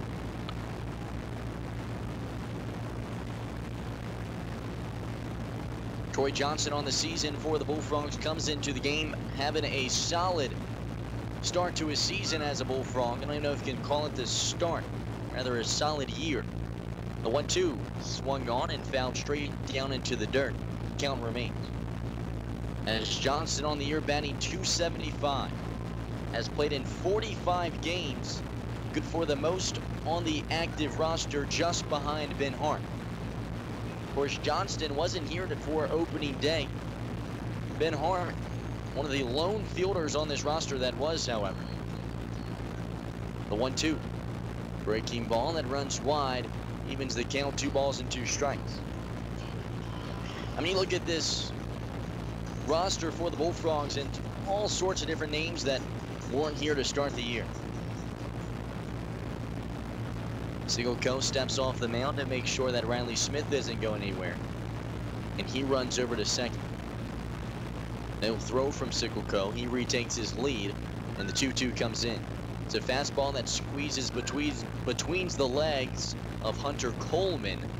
A pass ball, and Riley Smith advances over to third. It's a fist bump from his coach, Chris Sabo. Sigelko, frustrated with himself, walks back to the mound with his head down. Troy Johnston stands back in. Coleman behind home plate crouches below again. A full count with an out on the board. Bullfrogs looking to tie things up. Tying run stands at third. 1 out on the board. Payoff. Swing and a miss, strike 3. He dropped it, but Coleman will easily pick it up, throw to first. Runner takes off from third, comes in, and they get him. I thought Riley Smith had gotten underneath of that one. However, umpire says not so fast. A double play for the Woodchucks, and Sabo, he might have a word with the home plate umpire. Riley Smith nearly came across to score there for the Bullfrogs. Smith thought he got there.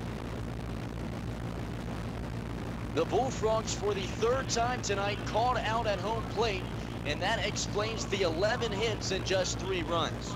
That does it for the 4th frame. Stay tuned for the 5th. You're listening to the WOCO Sports Stream on the Bullfrogs Radio Network, 107.1. If you don't know everything about insurance, you'll profit from the knowledge and experience at the Oconto Falls Insurance Center, 113 North Main Street, downtown Oconto Falls. You'll benefit from their thorough analysis of the insurance that you really need. They'll recommend the companies and policies that are the best for you. At the Oconto Falls Insurance Center, they specialize in complete coverage of all your insurance needs. Call the Oconto Falls Insurance Center, 113 North Main Street, downtown Oconto Falls.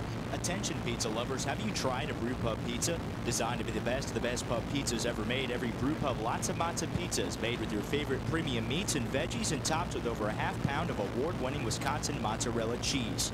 Brew pub Lots of Matza pizzas are made right here in Wisconsin. Brew pub Lots of Matza pizzas are available at your local grocer and tavern. Check Brew Pub Pizzas out at facebook.com/brewpubpizza and get more details at brewpubpizza.com. Brew pub Lots of Matza pizzas, official frozen pizza of the Green Bay Bullfrogs.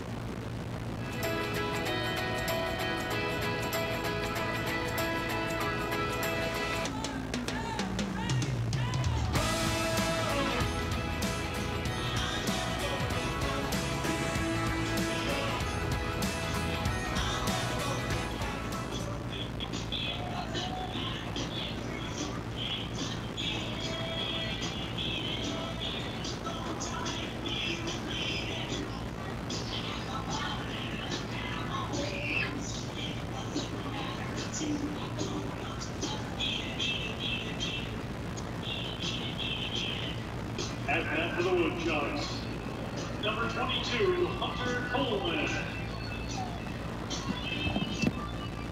Hello and welcome back to Green Bay here, top of the 5th inning. Still out on the mound is Jared Toby, and Hunter Coleman digs in.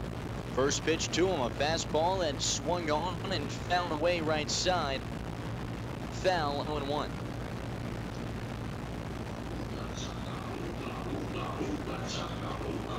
We're here in the top of the 5th. The Bullfrogs trail the Wisconsin Woodchucks 4-3. The lefty out on the mound, and Jared Toby on the night has dealt in 5 strikeouts and has walked 5. Lefty kicks the leg, sends in the 0-1. It's swung on, a pop-up behind home plate that will fall on top of the press box here. I think right above my head. That was terrifying. 0-2, he falls behind.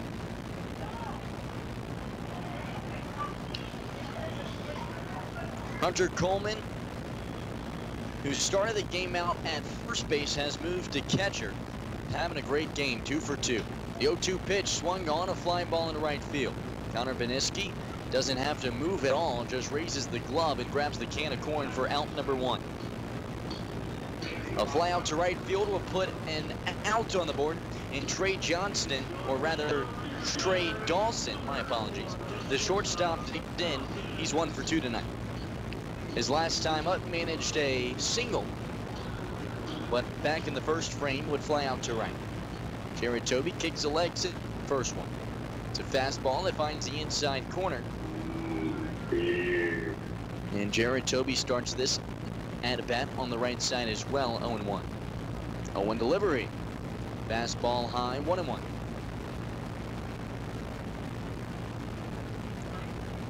Trey Dawson digs back in. Toby deals. Fastball wide. 2 balls and a strike. Trey Dawson out of Chippewa College. Just finished up his sophomore year. Transferred into Chippewa out of LSU.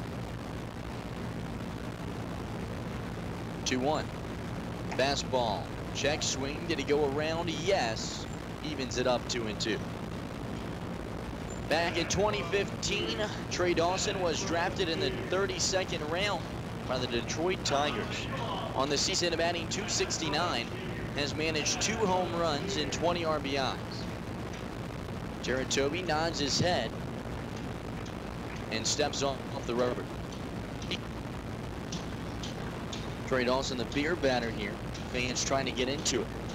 He strikes out, half-price beer. 2-2. Fastball that runs in the dirt, full count. Dawson this past season at Chippewa College would bat .279 with a .418 on-base percentage. The Hurricane, West Virginia product, batting in the 5-hole tonight. Stands in. Payoff pitch for Toby. Fastball swung on, slow grounder to the shortstop Smith. The throw to first is high, and it runs all the way over towards the dugout of the Bullfrogs. That'll be an error against Riley Smith. Fielded it well, kind of waited on it, probably could have charged at that one. It was going to be a close play because of Riley Smith waiting on the ball to get to him. I mean, just a bleeder towards him.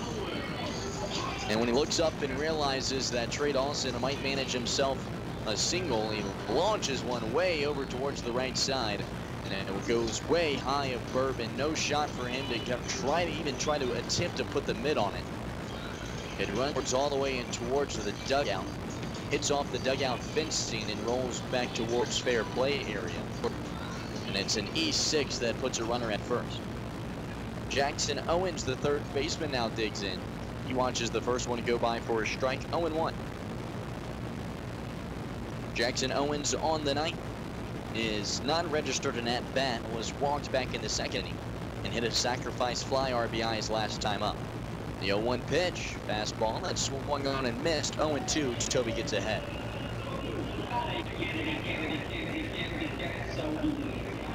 Jackson Owens out of Texas A&M Corpus Christi, a Texas guy through and through, grew up in Corinth, Texas. Just finished up his junior season, will have 1 year left. On the year batting .212 for the Woodchucks, the 0-2. Fastball that runs inside and low, 1-2. 14 RBIs on the season and 22 hits. Has struggled recently, batting just .167 here in his last 10 games. The right-handed batter stands back in. Toby, the lefty, stares him down. Nods his head, kicks his leg, the 1-2. Runs inside and low, evens up the count, 2 balls and 2 strikes. Zach Plunkett will get a new ball from the home plate umpire. Throw it back to Jared Toby. Come back behind home plate and crouch in. It's a Monday night here in Green Bay. It was a hot one today. Temperatures reaching up close to the 90s. One of the hottest days of the summer. Scattered crowd here in Green Bay, as you can imagine, on a Monday. 2-2. Comes in, it's swung on and found away left side over towards the man on deck, and Chad Fleischman. Count remains 2 balls and 2 strikes. The lights are on as day has turned into dusk, and we're slowly approaching nighttime here in Green Bay. The Bullfrogs find themselves on a 3-game winning streak. The Woodchucks on a 5-game losing streak. Runner off from first. It's swung on, a fly ball deep to left. Tracking back is Trent Bauer. Into foul territory, it falls into the Bud Light Beach Club. Even if Trent Bauer gets a good read on that one, it won't matter as the Bud Light Beach Club confines over there is out of play, so you can't make the play while standing on the beach out there and left. Which if you stand out there, you'd think that you would be able to make that play, but no, that is out of play, so no shot of Trent Bauer getting to that one. It would have been the first time all season that that rule would have been into effect, as we really have not had many foul balls land over there. I think that's the first one that actually has landed in foul territory, actually in the sand of that Bud Light Beach Club. A 2-2 count here, and out on the board, and a runner at first. Jared Toby comes set. Sends in the 2-2. Fastball that swung on and fouled away right side this time. So ahead of one and then behind the next. Toby out there on the bump trying to get his second out. Has dealt in 5 strikeouts through 4 frames. Lefty comes set, nods his head, kicks the leg, the 2-2. Swing and a miss, strike 3. The 6th strikeout of the night for Jared Toby. Zach Plunkett popped up after the strike 3 is called to fake a snap throw to first. Elects not to. And there's 2 outs on the board now after Jackson Owens goes down swinging. That'll bring up Chad Fleischman, the designated hitter, who is 0 for 2 tonight. 2 strikeouts as well, trying to avoid the hat trick here. Fleischman on the season absolutely struggling at the plate. Comes in the game batting just .167. Has 14 RBIs on the year, however. First one to him.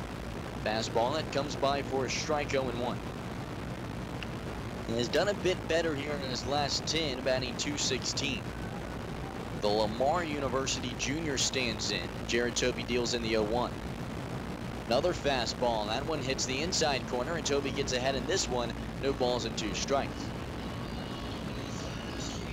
Fleischman, one of the lone returners from last year's Woodchucks team. This past season would manage 4 home runs. Throw down to second is not in time as the runner takes off, and Trey Dawson slides in safely. Ben Hart comes over to cover. The throw from Plunkett, I think, might have been in time. It bounces one time off of the infield grass, and Zach Plunkett manages to just, or rather, my apologies, Ben Hart elects to just shield the ball from getting into the outfield instead of trying to make the play. Probably not a bad decision there from Ben Hart. If it gets into the outfield, Trey Dawson easily moving over to third. Zach Plunkett would have liked to have the throwdown, however, so he's a bit disappointed. He walks back behind home plate with his head down, staring down at the ground, frustrated. Ben Hart at the second base back stands with his hands on hips. I'm sure he would have liked to apply the tag himself. A 1-2 count here, 2 outs on the board, runner at second. A 1-2 swung on and missed. They get the out there. It won't matter if the throwdown was on target or not, as Jared Toby is in the zone. Deals in another strikeout, his 7th of the night, and that'll do it for the top of the 5th inning. Stay tuned for the bottom half. You're listening to the WOCO Sports Stream on the Bullfrogs Radio Network. Stay tuned. 107.1 FM. Tri-City Glass and Doors, locally owned and family operated, and has been since 1960. Specializing in commercial glass projects and automotive glass repair. Having grown up right here in Northeast Wisconsin, Tri-City understands your needs and wants to be the residential glass and door professionals you can count on. They're here for your family in all of life stages, from building an addition on your home for your newborn to applying Aquapel to your new driver's car. Additionally, they are locally owned, so there's no hoops to jump through. You can call them or come in at any time to talk directly to one of their glass and door experts. Witt's O'Connell Falls Piggly Wiggly's 2-day truckload produce sale is Thursday and Friday, August 3rd and 4th. Red seedless grapes, 99 cents a pound. Cauliflower, 99 cents a pound. Fresh sweet corn, 6 for $2. Sweet cantaloupe, $1.99 each. Whole sweet watermelon, $2.99 each, and much, much more. Quality produce while supplies last at Witt's O'Connell Falls Piggly Wiggly's annual produce sale, August 3rd and August 4th.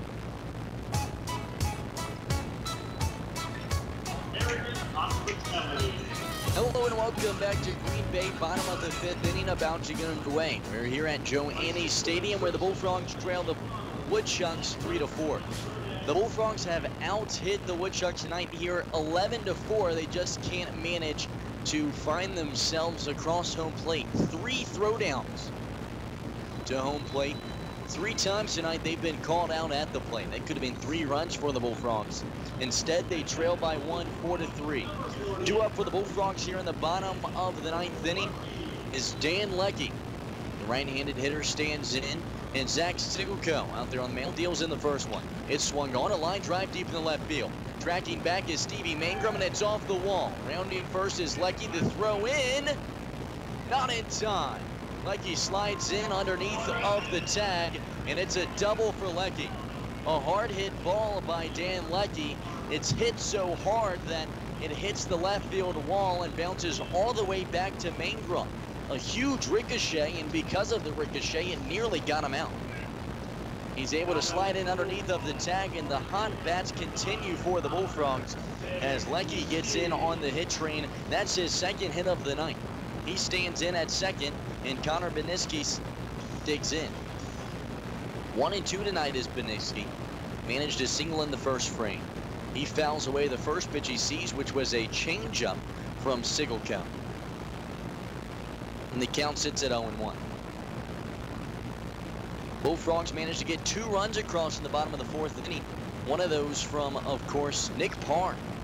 Beniski swings at the 0-1, fouls it away right side, the 0-2. Nick Parr managing the RBI double in that bottom of the 4th inning. It was his first at-bat as a collegiate athlete. Has not registered an at-bat for Oakland University, and I wouldn't be surprised that's the first time he swung the bat since high school in a game situation.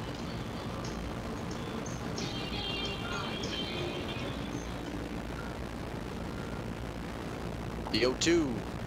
Fastball wide, moves the count to a ball and 2 strikes. There's no outs on the board, and Dan Leckie stands in at second base. He'd be the tying run. 4-3, Woodchucks lead. The 1-2. Fastball wide and moves the count to 2 balls and 2 strikes. Frogs come into the game on a 3-game winning streak, their longest of the season. The Woodchucks on a 5-game losing streak coming into the game. 2-2. Fastball that just misses the zone. Bedniski lucky that one didn't ring him up. A few centimeters wide and low, moves the count full. 3 balls and 2 strikes, no outs on the board. Sigleco deals in the payoff. Finds the outside corner, strike 3. Connor Bedniski goes down looking. And he's now 1 for 3 tonight, his second strikeout of the night. Another strikeout for Sigleco, make that his 4th of the game. Despite the fact that he's allowed 12 hits, he's walked just 1 batter. 3 runs have come across for the Frogs. And the lefty going strong out there on the mound. Willie Bourbon digs in now for the Bullfrogs. Bourbon 1 for 2 tonight. First one into him. Fastball. That runs wide, 1-0. Willie Bourbon out of Northwestern. Left-handed hitter this past season would struggle, batting around just 153. Sigleco steps off the mound to make sure Dan Lecky's not going anywhere. Lecky walks back to the second base bag and now retakes his lead. Sigleco deals in the 1-0. Fastball that clips the outside corner, evens it up, a ball and a strike, and out on the board and a runner at second. Bottom of the 5th inning here, Bullfrogs trail 3-4. They've out-hit the Wisconsin Woodchucks 12-4 tonight. The 1-1.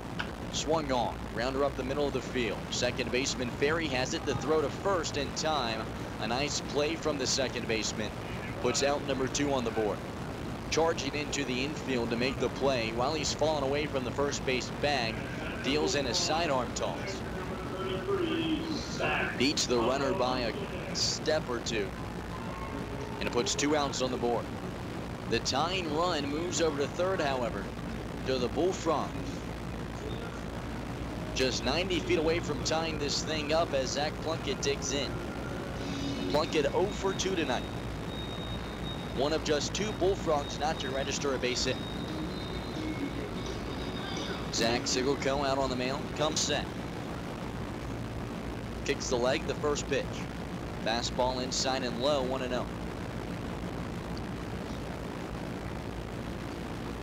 Sigleco out of St. Cloud State has finished up his sophomore year, where he would post a 4.89 ERA in 14 appearances. Lefty takes a breath, sends in the 1-0. Fastball that clips the outside corner and evens up the count. 1 ball and 1 strike. Zach Plunkett on the season for the Bullfrogs comes into the game adding a 179. Has 4 home runs to his name, however, in 24 hits. The 1-1 runs high, about shoulder level of Plunkett. Moves the count to 2-1. Of course, Plunkett, one of just those couple of guys that have been around for the entire season.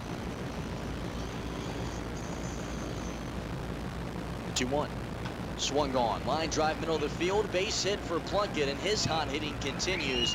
An RBI single ties the game. 4-4 here in the bottom of the 5th inning as Dan Leckie crosses home plate for the first time tonight.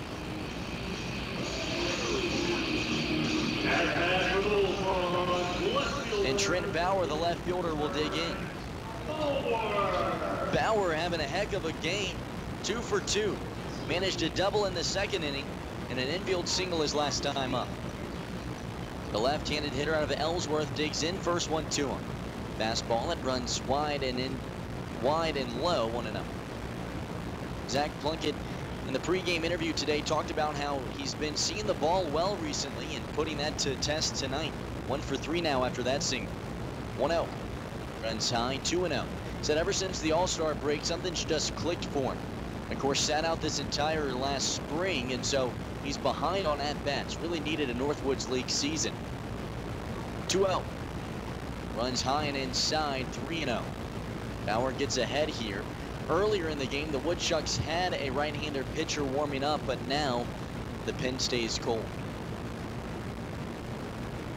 Lefty out on the mound, comes set. Sends in the 3-0. Fastball that runs high for ball 4. A 4-pitch walk put runners at first and second now for Nick Parr. Nick Parr, of course, in his first game as a hitter in his collegiate career. The right-handed hitter out of Oakland University is a pitcher out of Oakland University. Nick Parr this past season, 14 appearances on the mound for the Golden Grizzlies. Would not register an at-bat this entire last season as a sophomore or as a freshman. He comes up to the plate, and the staff for the Woodchucks have seen enough. Head coach of the Woodchucks, Andrew Fabin, comes out to the mound and relieves Zach Sigelko. That'll do it for the left-handed hurler out of St. Cloud State, and they'll bring in a new one. We're going to step aside for the pitching change. You're listening to the WOCO Sports Stream on the Bullfrogs Radio Network, 107.1 FM. When you're looking for the perfect game for your appetite, look no further than Brew Pub Lots Matza Pizzas. Made with premium meats and veggies, then topped with over half a pound of 100% fresh, real mozzarella cheese made right here in Wisconsin. Every Brew Pub Lots Matza Pizza is a home run. Made with the hungry in mind, Brew Pub pizzas are big, bold, and belong in the big leagues of the frozen pizza industry. Enjoy a delicious piece of Brew Pub Lots Matza Pizza right now from the concession stand, or pick one up at your local favorite grocery store. Brew Pub Lots Matza Pizzas, the ingredients for a great time. Did you know that we here at the O'Connell Pharmacy would mail your prescriptions to you at the O'Connell Pharmacy? We would like to make things easy for you. The O'Connell Pharmacy, our family helping your family.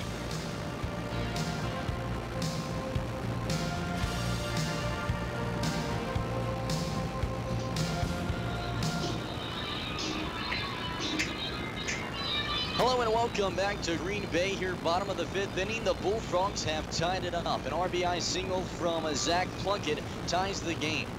4-4. Trent Bauer would then follow up the RBI single with a 4-pitch walk. And now runners at first and second with 2 outs on the board. And Nick Parr digs in. If you're just joining us, Nick Parr in his first collegiate appearance likely as a hitter. The Bullfrogs so riddled with injuries that they have to go to the pitching staff to pull somebody to swing the bats. And he's not doing too bad.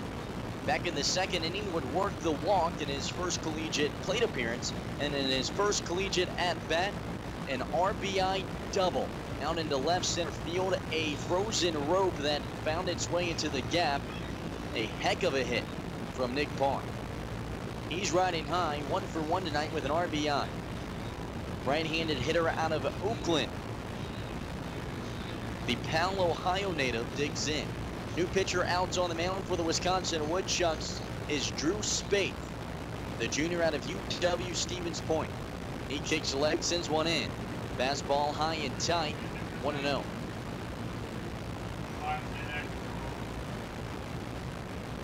Spaeth comes set. He's a right-handed pitcher, standing about 6'1", 215. The 1-0. Swung on and fouled away right side. Nick Parr still making contact up there on the mound. Or rather, I said mound, of course, as I am used to saying, but rather at the plate. On the season, Spaeth has appeared in just 3 games, tossing 7 innings. A 2.57 ERA, has walked 3 and struck out 3. Spaeth out there on the mound. Time is called by Nick Parr, who steps out of the box. Now stands back in. Spaeth toes the rubber. Stares down Parr, the tall, lengthy batter. Stocky batter, I should say. And the 1-1 comes in. That one clips the lower portion. 1-2.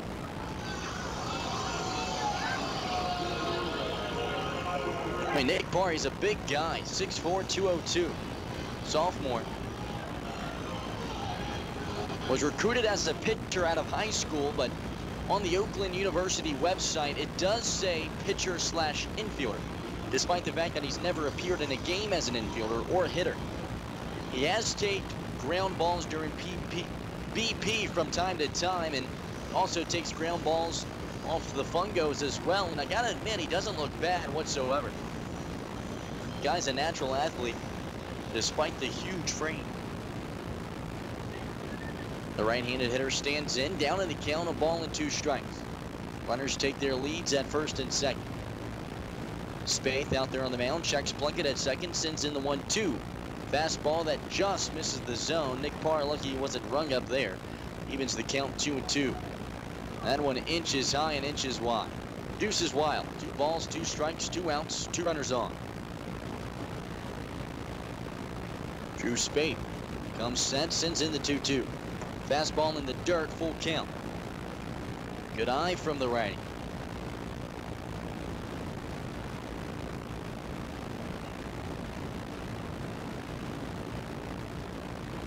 Right-handed pitcher out of UW Stevens Points comes set as the ball behind his back hip.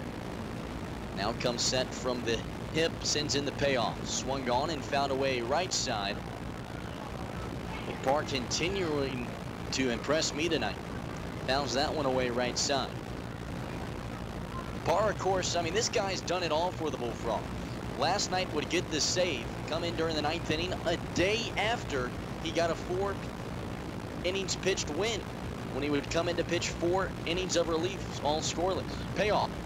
Runs high, and Nick Parr works himself another walk. Throws his bat over towards his dugout again.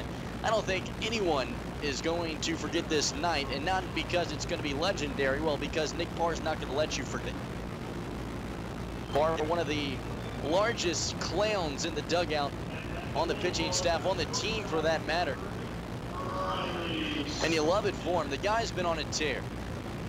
Has worked 2 walks tonight, an RBI double to his name. And coming off of a day where he got the save for the Bullfrogs. And then 2 days ago got the win for the Bullfrogs. The hottest player on the team stands over at first, and the bases are loaded. That brings up the leadoff hitter in Riley Smith. First one to him. Fastball high, 1-0. I mean, that was not an easy walk for Nick Parr at that time whatsoever. Fouled away a few pitches to stay alive. Had a good eye, watched a couple that just missed the zone. And runners at first, second, and third now. Riley Smith digs in on the night. Is 3 for 3. Spaeth comes set, the 1-0. Runs high, 2-0 count now. The Bullfrogs with an opportunity to take a lead here. We're all tied up 4-4 here in the bottom of the 5th inning. Frogs have managed 13 hits tonight. They've put on a clinic. Drew Spaeth out on the mound, comes set, kicks the leg, the 2-0. That one clips the inside corner, a fastball, 2-1. Drew Spaeth hitting about 82, 83 on his heater.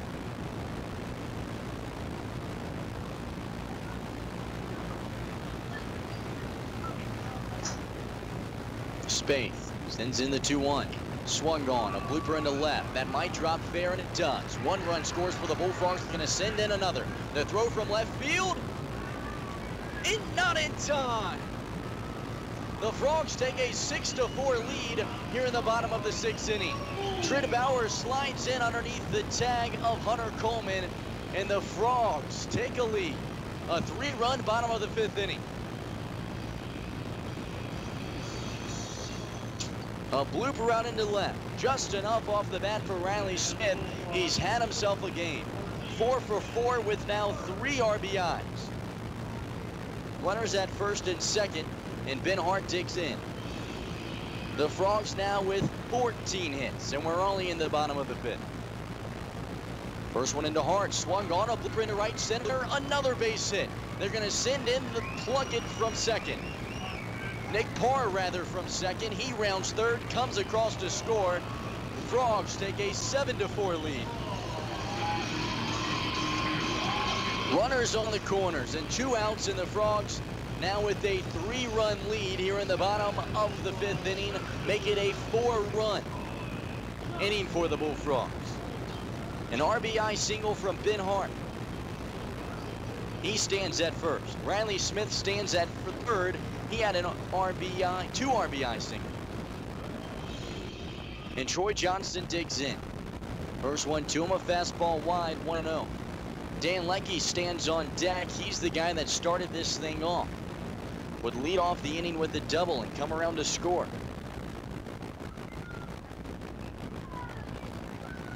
The 1-0 swung on, popped up into shallow left center field. Could be trouble. Left fielder Stevie Mangrum coming over, gets underneath of it, however, and finally gets his Woodchucks out of the frame. Not before the Bullfrogs put 4 runs across here in the bottom of the 5th. The Bullfrogs lead 7-4. Stay tuned for the 6th frame. You're listening to the WOCO Sports Stream on the Bullfrogs Radio Network 107.1 FM.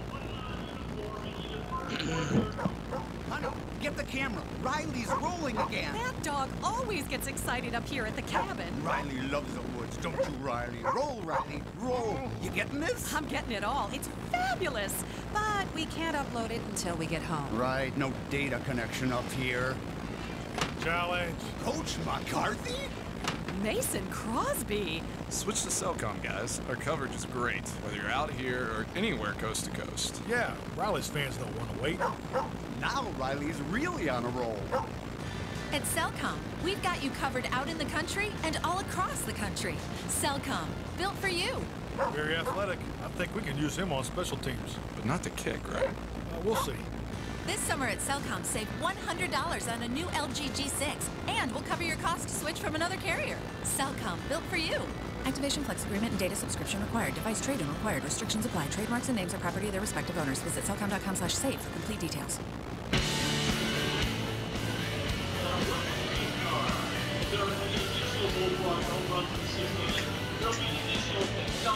Hello and welcome back to Green Bay. Top of the 6th inning, about to get underway. The Bullfrogs have a 7-4 lead over the Wisconsin Woodchucks.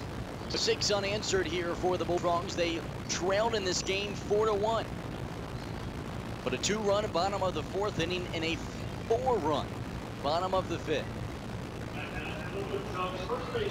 Due up for the Wisconsin Woodchucks here in this top of the 6th inning will be Yeager Taylor, the catcher, or rather designated hitter now, as they have made some defensive changes. First one into Yeager, swung on and found a way right side, 0-1. Jared Toby still out on the mound for the Bullfrogs, the left-handed pitcher tonight for the Bullfrogs. Pitch count all the way up to 93, so this will be his last inning of work. Has dealt in 7 strikeouts, allowing just 4 hits. 0-1. Swung on, line drive to right field, make it 5 hits. It gets into the corner, bounces off the warning track and off the wall. The throw from right field, in time. Connor Vigneski catches it barehanded off of the Liney's deck wall out there in right field, turns and launches one in. Vigneski has proved himself as a viable option in the Bullfrogs lineup. Not only has he gotten it done at the plate, but he's gotten it done in the field as well. An absolute launch out there in right field, puts an out on the board. Adonis Lau now stands in, watches a fastball run wide, 1-0. Adonis Lau on the day is 0 for 2, would ground out to short his last time up. 1-0. Breaking ball comes across for a strike, 1-1. Lau struck out back in the 2nd inning, one of those 7 victims of Toby. 1-1. Swing and a miss. 1-2. Lau can't catch up to the heater there, 85. Miles per hour there from Toby. He rocks back, wasting no time, sends in the 1-2. Swing and a miss, strike 3. Make it 8 strikeouts tonight for Jared Toby. He's felt it out there on the mound. His only trouble tonight is that he's walked a couple of batters. 5 walks tonight and 8 strikeouts. 2 scoreless frames here over the past 2 innings, looking to make it 3 to end out the night. So back up to the top of the lineup, and Michael Ferry digs in.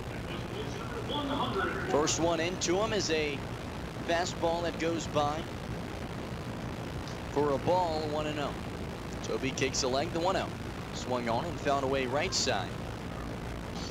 Moves the count even, 1-1. Jared Toby, this is his 10th start for the Bullfrogs. Of course, was the opening day starting pitcher for the Bullfrogs. 1-1. Swung on and a fly ball into right field. Tracking over is Connor Beniski, and just in fair territory raises the glove and records the out. A 1-2-3 inning for the Bullfrogs, and Jared Toby caps it off with a strikeout. His 8 strikeouts tonight, and his day has come to a close. If the Bullfrogs can hold on, he'll get his 2nd win of the season. On to the bottom of the 6th inning we go. You're listening to the WOCO Sports Stream on the Bullfrogs Radio Network, 107.1 FM. Want that new home? You can own it. NEW Credit Union has several mortgage options to choose from. Along with our 5- and 7-year balloon and 10-year fixed terms, NEW Credit Union now offers a 15-year fixed term. Find out how to get pre-approved for your home loan. Ask one of our knowledgeable mortgage specialists. Call 800-924-1250 today. That's 800-924-1250. Offices in Oconto Falls, Surrey, and Oconto. NEW Credit Union is an equal housing opportunity lender, serving all who live or work in Brown, Marinette, Shadow, and Oconto counties. Federally insured by the NCUA. All loans subject to approval. Visit www.newcu.org for more details. Choose your home. At NEW Credit Union, we can help you own it.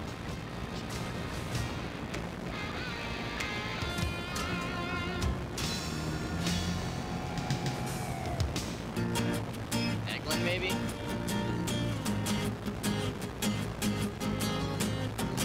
Hello and welcome back to Green Bay, bottom of the 6th inning, about to get underway. We're here at Joanne Stadium in front of a scattered Monday night crowd.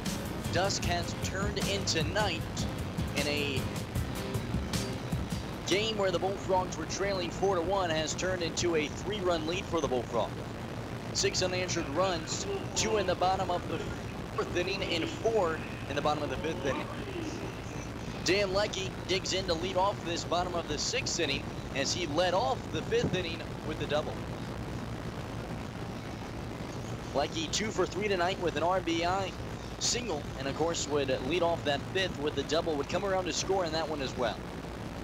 Right-handed batter stands in, and Drew Spaeth still out on the mound for the Woodchucks, deals in a fastball. It's swung on and fouled straight down into the dirt. In fact, clips off of the foot of Dan Leckie there, it looks like.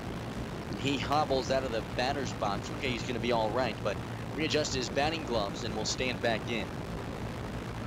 Staying on deck for the Bullfrogs is Connor Beniski, and he's kind of in a bit of pain. Of course, injured himself making a play in right field earlier in the game when him and Ben Hart would collide. Would throw down a batter in the top half of the 6th inning, but kind of limped off the field. The 0-1. Breaking ball. That one finds the zone. 0-2. Drew Spaeth gets ahead. Or rather, Drew Spaeth. My apologies. Would allow 1 earned run in this last frame as the Frogs would put 4 across. 0-2. Another breaking ball. It finds the corner. Strike 3. Dan Leckie goes down looking, and it's the first strikeout of the night for the right-handed pitcher, Drew Spaeth. That'll bring Connor Beniski. Of course, the right fielder tonight, 1 for 3. Managed a single back in the first frame, but has struck out his last 2 times up. Drew Spaeth comes set and steps off the rubber. And the Bullfrogs, right fielder number 9, Connor Beniski. Beniski steps out, now stands back in. Drew Spaeth toes the rubber again, comes set. Kicks the leg, the first pitch. Swung on. Ground ball to the first baseman, Yeager Taylor. The throw to the pitcher, Drew Spaeth, runs over and just beats out Connor Beniski by a step. Out number 2 recorded. A close play there. I mean, that was probably just half a step. Just managed to beat him out. Solid job from the pitcher, Drew Spaeth, to come over and get in front of the bag there and step on it. And Drew Spaeth looks a little uncomfortable out there on the mound. Has wiped his mouth, spit a couple of times. Almost looked like he was going to vomit a couple of times. But now stands out there, and Willie Bourbon digs in. Bourbon, his last time up, would ground out to second base back in the 5th inning. First pitch to him here in the next inning is a fastball that runs wide, 1-0. Drew Spaeth wipes his mouth again. Hopefully he's okay out there. just registered the second out. He's an out away of making it a 1-2-3 inning. The 1-0. Swing and a miss. 1-1. Willie Bourbon of Northwestern University. Left-handed batter. Sports the white batting gloves, white wrist tape up the forearm.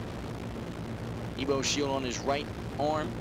And pants rolled up to show Green Bay Bullfrogs socks. The 1-1. Breaking ball that comes across for a strike, 1-2. Bourbon making a change to his uniform. Was wearing 38 for the majority of the season, and then around the second half of the year, changed it to number 6, Andy Archer's old number. The 1-2. Fastball inside, evens the count. Of course, Andy Archer out of Georgia Tech, a starting pitcher for the Bullfrogs earlier in the season, would go home as his time in Green Bay would come to a close. Bourbon stands in, rocking that number 6, left-handed hitter against the right-handed pitcher Spaeth, who deals in the 2-2. Breaking ball wide, and Bourbon works the full count now. Of course, Bourbon rocking those Bullfrog socks. Of course, Bullfrogs did not repurchase the Bullfrog socks, so the only way you can have them is if someone from last year's team has passed them down to you. I think Zach Shoemaker earlier in this season passed them down. Payoff. Swung on. Ground ball to the second baseman, Michael Ferry. He picks it up on the second bounce. A sidearm throw to first. And out number 3 is recorded. A 1-2-3 inning for the Woodchucks. That does it for the 6th frame. Stay tuned for the 7th. You're listening to the WOCO Sports Stream on the Bullfrogs Radio Network, 107.1 FM. Visiting teams and combinations are brought to you by American Inn, Lodge and Suites, Green Bay West. For toll-free reservations, contact 800-634-3444. American Inn, Lodge and Suites, Green Bay West. Welcome to genuine American hospitality. Do you need help organizing your medications? Stop in to see us at the O'Connell Pharmacy about our monthly bubble packing system. The O'Connell Pharmacy. Our family helping your family. Triangle Distributing is a diversified distributor of high-quality beverages that is focused on providing customer satisfaction, service with well-trained personnel that drives the market through teamwork, goals, and strong relationships. This is Larry Fitzgerald with Game Day Gold. Tune in to WOCO FM 107.1 Fridays at 6 p.m. to hear me and Eric Nelson discuss the sports topics of the day.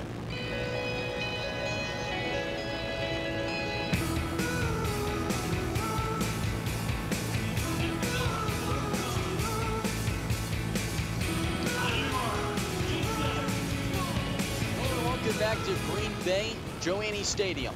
Top of the 7th frame, about to get underway. New pitcher out on the mound for the Bullfrogs. It will be Brett Falk. Jared Toby's day has come to a close. Toby would pitch 6 frames for the Bullfrogs, allow just 5 hits, 4 runs, would walk 5, and strike out 8. A good day out on the mound for Toby. If the Bullfrogs can hold on to win, he would get the win.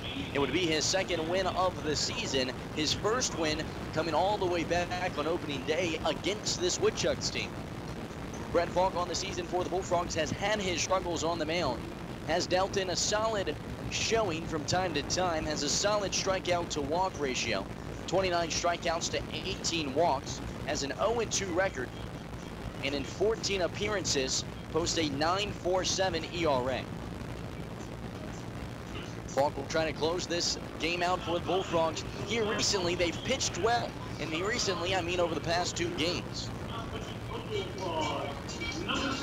It would be 8 scoreless frames in a 7-3 victory over the Kenosha Kingfish. And then 8 scoreless frames yesterday. Nearly got the shutout in the 3-1 victory over the Kenosha Kingfish. The Kingfish would have managed a home run in that top, or rather bottom of the 9th inning yesterday, and that would be their only run of the game. Due up for the Wisconsin Woodchucks here in the 7th inning will be Stevie Mangrum, the left fielder. Mangrum on the day 1 for 1. Has gotten on base in all 3 of his appearances. First one to him. Fastball high and tight, 1-0. Would work the walk in the 3rd inning and come around to score, and was walked back in the 4th frame as well. Brett Falk kicks the leg to 1-1. Fastball runs high, 2 balls and no strikes now. Brent Falk out of North Carolina plays his college ball for Lenore Ryan. School out in Hickory, North Carolina. The 2-0. Breaking ball. That one fools Mangrum. Chases that one out of the zone. 2-1. This past season at Lenore Ryan, Brent Falk would appear in 8 games, pitching just 7 2/3 of an inning. 2-1. Another breaking ball that finds the zone and evens it up. Would deal in 10 strikeouts, however, allows 7 earned runs in those 7 2/3 innings for an 8.22 ERA. The 2-2. Fastball right across the plate, strike 3, a backwards K for Brent Falk, and he starts his day out on the mound on the right foot. Brent Falk would have a great freshman year for Lenore Ryan. For the Bears, he would post a 3.75 ERA, a 2-1 record, and deal in 17 strikeouts. Not too shabby for an 18-year-old at the time. The East Bend, North Carolina native sends in the first pitch of the at-bat to Logan Foster. It's an 87-mile-per-hour heater that hits the outside lower portion, 0-1. Falk wasting no time, rocks back and sends in the 0-1. Breaking ball that finds the zone, and Brent Falk impressive out there on the mound. 0-2 now. We'll see if he can keep it up. Right-handed pitcher comes set. Rocks back, and the 0-2 comes in. Fastball high, 1-2. Falk, by no means one of the bigger guys on the team, stands in at about just 6'2", 165. But he's got some power to his throw. Fastball hitting about 87, 88. The 1-2. Breaking ball finds the zone. 2 straight backwards K for Brent Falk.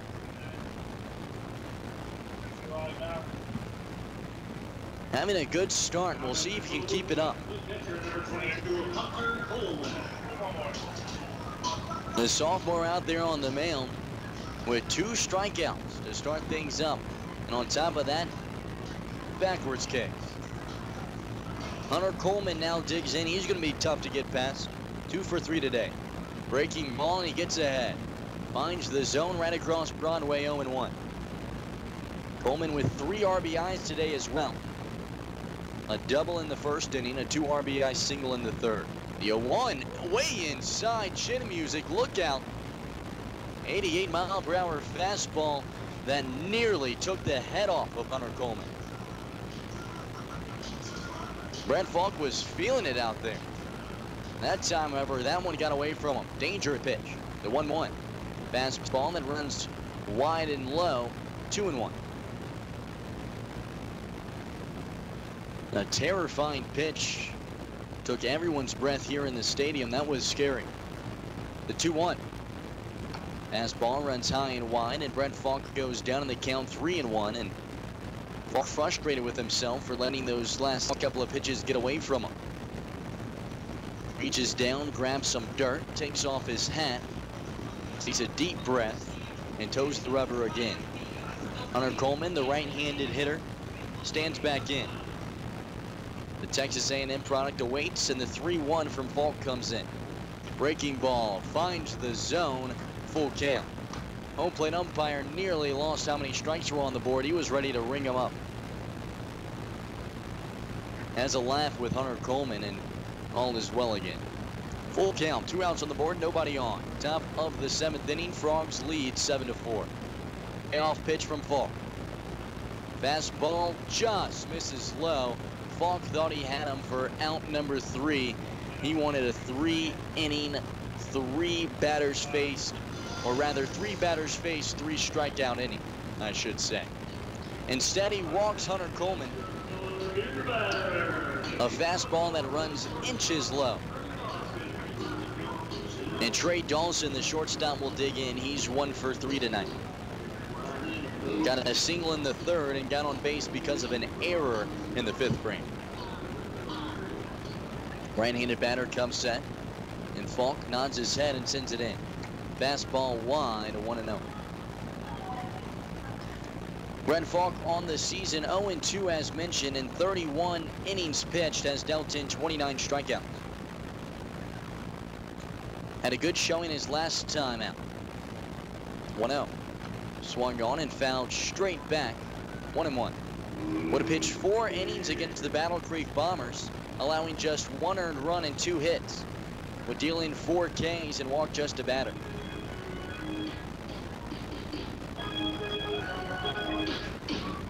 A day before that, however, he would get a loss, pitching an inning in the 3rd, allowing 4 earned runs. 1. Fastball right over Broadway, 1-2. Opponents on the season of adding 346 against him. Falk stands in, holds the ball in his right hand behind his back hip. Now he comes set from the hip and sends in the 1-2. Fastball that just misses high and wide. Falk thought he had himself another strikeout. Instead, it moves the count even. 2 balls and 2 strikes, 2 outs on the board, and a runner at first.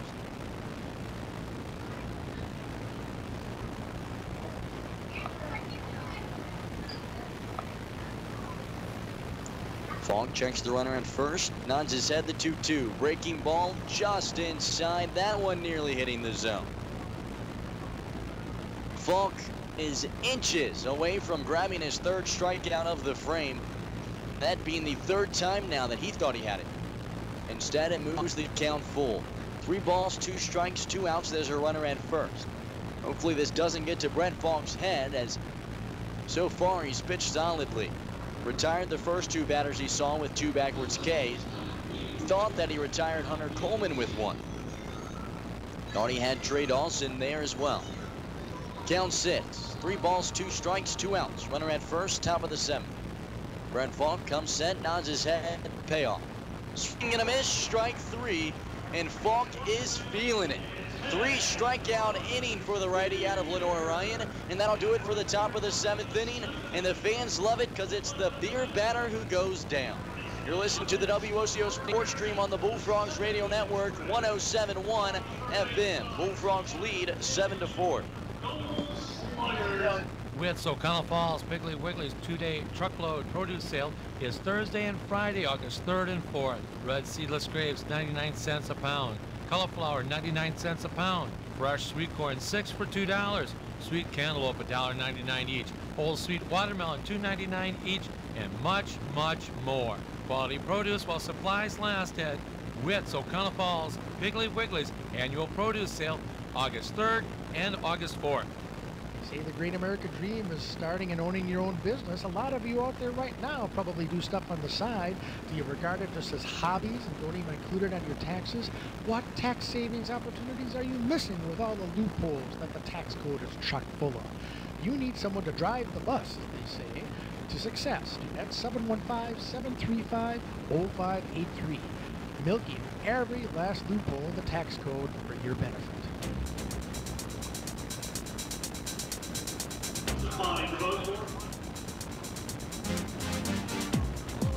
Back to Joe Annie Stadium, bottom of the 7th inning, about to get underway. Take me out to the ball game as just, hold on.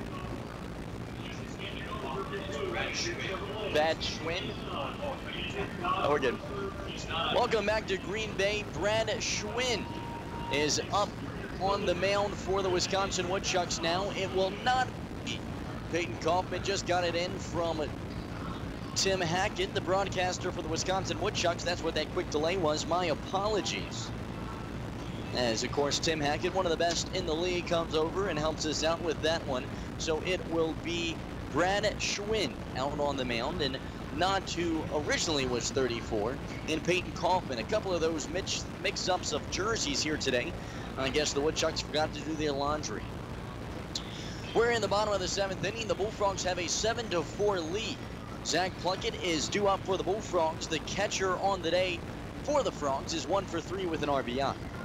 Would have managed that RBI single his last time up. For the Bullfrogs, the catcher number 23, Zach Plunkett. So Brad Schwinn, the righty, rocks back, kicks the leg, sends in the first one. It's an 84-mile-per-hour right over Broadway. Plunkett liked it. Takes a big swing, but missed it. 0-1. Plunkett steps out of the box, now stands back in.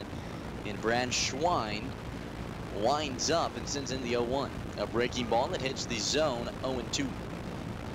Now pitching for the Woodchucks, number 34, Brad Schwind. Ben Schwind on the season for the Woodchucks has not appeared in a game. This is his first appearance. Righty kicks leg, sends in the 0-2. Fastball right over Broadway, swung on and missed. What a way to start your first game in a Woodchucks uniform. A strikeout to Zach Plunkett, and that will bring up Trent Bauer, the left fielder. Interesting change of pitchers for the Wisconsin Woodchucks. Of course, Drew Spaeth would put the Frogs down in order in the 6th inning. They elect to go to the bullpen, however, and Schwind out there on the mound. Grabs a strikeout in his first batter faced as a Woodchuck. Trent Bauer digs in, watches the first one go by wide, 1-0. Bauer's had a solid afternoon as well. He's 2 for 2 with an infield single, a double, and was walked his last time up. Lefty out of Ellsworth stands in, the 1-0. Swung on and missed, 1-1. Brad Schwind fastball hitting 86 miles per hour. Much larger difference than, of course, the starting pitcher tonight, Zach Sigelka. The 1-1 comes in and it goes by for a strike. Bauer watches it, 1-2. Bauer stands in. Brad Schwind rocks back, sends in the 1-2. Fastball way inside, and Trent Bauer hit by the pitch. A breaking ball that comes in and hits him in the cleat, it looks like. And it's a hit by pitch that puts a runner at first. So after the strikeout, Schwind deals in a hit by pitch, and Nick Parr, the designated hitter, digs in. Nick Parr, of course, normally a pitcher for the Bullfrogs. The right-handed hitter, however, is doing pretty solid at the plate. 1 for 1 with an RBI double, and has been walked twice tonight. We'll see what he can do here in the bottom of the 7th, as the Bullfrogs have just put on a hitting clinic. 15 hits tonight. It's been impressive. First pitch from Schwind. Breaking ball that runs inside, 1-0. And those walks for Parr, at least the last one, I mean, they weren't easy ones. He fell off a couple of balls, finding his way to first. The 1-0. Swing and a miss, 1-1. I think that might have actually been the first time that Parr took a cut and did not make contact to a pitch. And standing on deck for the Bullfrogs is Riley Smith, who is 4 for 4 tonight. The 1-1. Swung on and found a way right side. Parr goes behind a ball and 2 strikes. Another ball brought to you by Tri-City Glass and Door. Call 468. Jared Toby, the starting pitcher tonight for the Bullfrogs. They were going to use him as a designated hitter and try to see if he could hit for himself, but that against Northwoods League rules, so he's unable to do that. 1-2. Breaking ball that just runs high and inside, evens the count, 2 balls and 2 strikes. Of course, Toby had appeared as designated hitter for the Bullfrogs a few times. Toby, of course, hits for himself at Wayne State University, so he's used to that bat. 2-2, swung on and missed, and the fantasy of what was an amazing game for Nick Parr kind of comes to a close. Goes down swinging there. He's now 1 for 2 tonight. The second strikeout of the inning, however, for Brad Schwind, who is having a pretty solid debut. Back up to the top of the lineup as Riley Smith, the shortstop, will dig in. He's 4 for 4. A single in the first and second, a double in the fourth, and a 2 RBI single in the 5th. 4 hits, 3 RBIs for the right-handed hitter out of the University of Minnesota. That cold streak he went on has come to a close. Throw back from first from the pitcher Brad Schwind, or I should say throw over to first from Brad Schwind. Trent Bauer slides back in safe. Schwind comes set, checks Bauer at first, sends in the first pitch. It swung on and fouled straight back. That one headed straight for the press box, but backstop netting there to protect us. Moves the count to 0-1. Smith would go 0 for 24 in a streak of 4 to 5 games for the Bullfrogs. Really struggling, but here recently has been hot. In his last 5 games for the Bullfrogs, batting .300. The 0-1. Swung on, fly ball into right field. Tracking back is the Dondis Lau, and just in front of the warning track makes the grab for out number 3. The Bullfrogs leave a runner stranded in the bottom of the 7th inning. They lead 7-4 going into the 8th inning. You're listening to the WOCO Sports Stream on the Bullfrogs Radio Network 107.1 FM. Get the camera. Riley's rolling again. That dog always gets excited up here at the cabin. Riley loves the woods, don't you, Riley? Roll, Riley, roll. You getting this? I'm getting it all. It's fabulous. But we can't upload it until we get home. Right, no data connection up here. Challenge. Coach McCarthy? Mason Crosby. Switch to Cellcom, guys. Our coverage is great, whether you're out here or anywhere coast to coast. Yeah, Riley's fans don't want to wait. Now Riley's really on a roll. At Cellcom, we've got you covered out in the country and all across the country. Cellcom, built for you. Very athletic. I think we can use him on special teams. But not to kick, right? We'll see. This summer at Cellcom, save $100 on a new LG G6, and we'll cover your cost to switch from another carrier. Cellcom, built for you. Activation Flex agreement and data subscription required. Device trade-in required. Restrictions apply. Trademarks and names are property of their respective owners. Visit cellcom.com/save for complete details.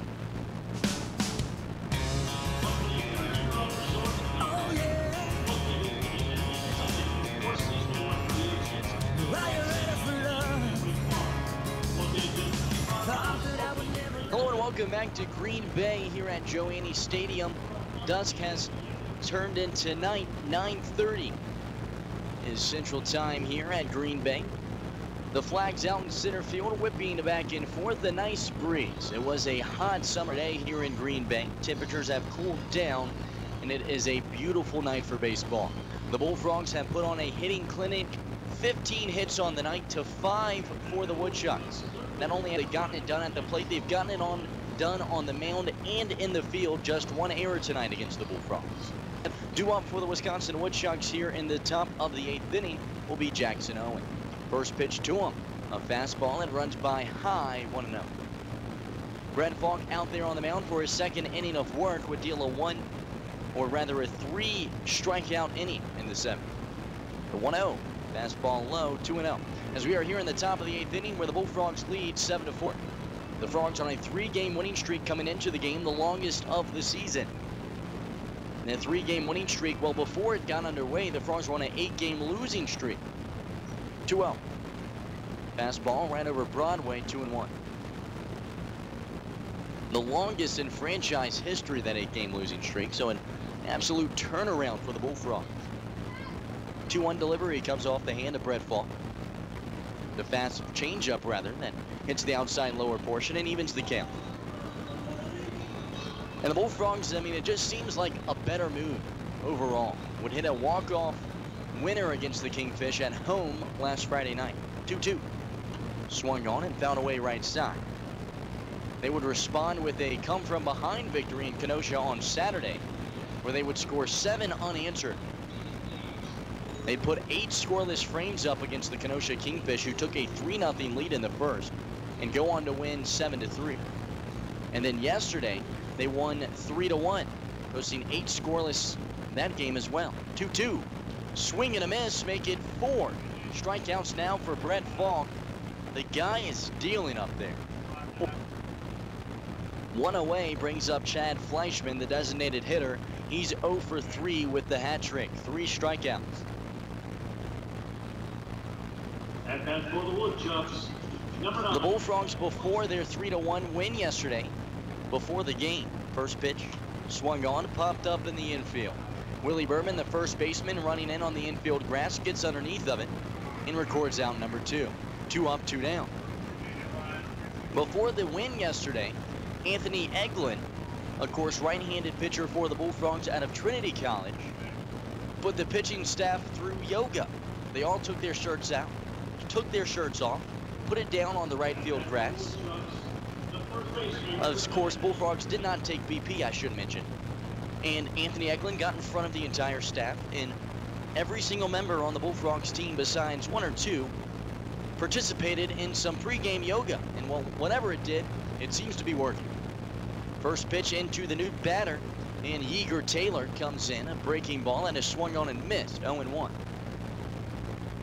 Brett Falk, of course, who's out there on the mound, participated, and well, it's worked out for him. 4 strikeouts tonight.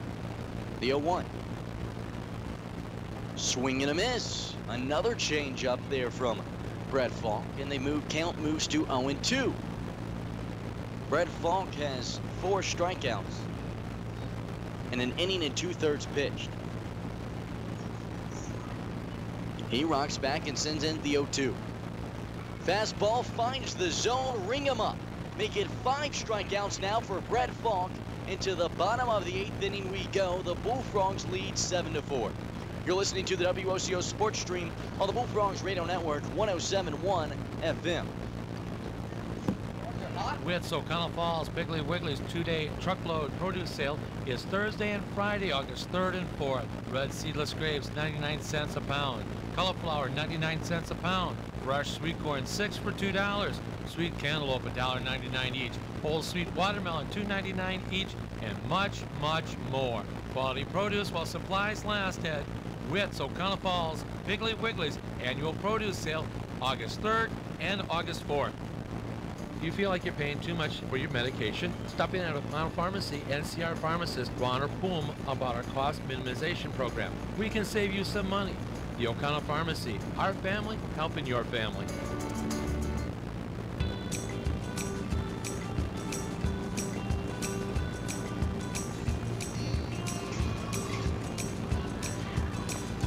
Hello and welcome back to Joanne Stadium. Bottom of the 8th inning, and the Bullfrogs looking good. They lead 7-4 here in the bottom of the 8th. Still out on the mound for the Woodchucks will be Brad Schwind, and due up for the Frogs will be Ben Hart, Troy Johnson, and Dan Leckie. The meat of the lineup here in the bottom of the 8th. Ben Hart on the night has managed to go 1 for 4 with an RBI single, coming back in the bottom of the 5th inning. The Bullfrogs were down in this game 4-1 and have scored 6 unanswered. A 4-run bottom of the 5th inning, which saw just about, in fact, everyone did come around to hit. The Frogs have just absolutely put on a hit clinic. 15 hits tonight. You'd almost expect them to have more than 7 runs, but 3 times tonight, the Bullfrogs have been called out at home plate trying to score. Ben Hart, the right-handed hitter out of Oakland University, digs in. And Brad Schwind, the right-handed hurler out of UW Milwaukee, stands out there on the mound. Deals in the first one, a fastball that hits the outside corner, 0-1.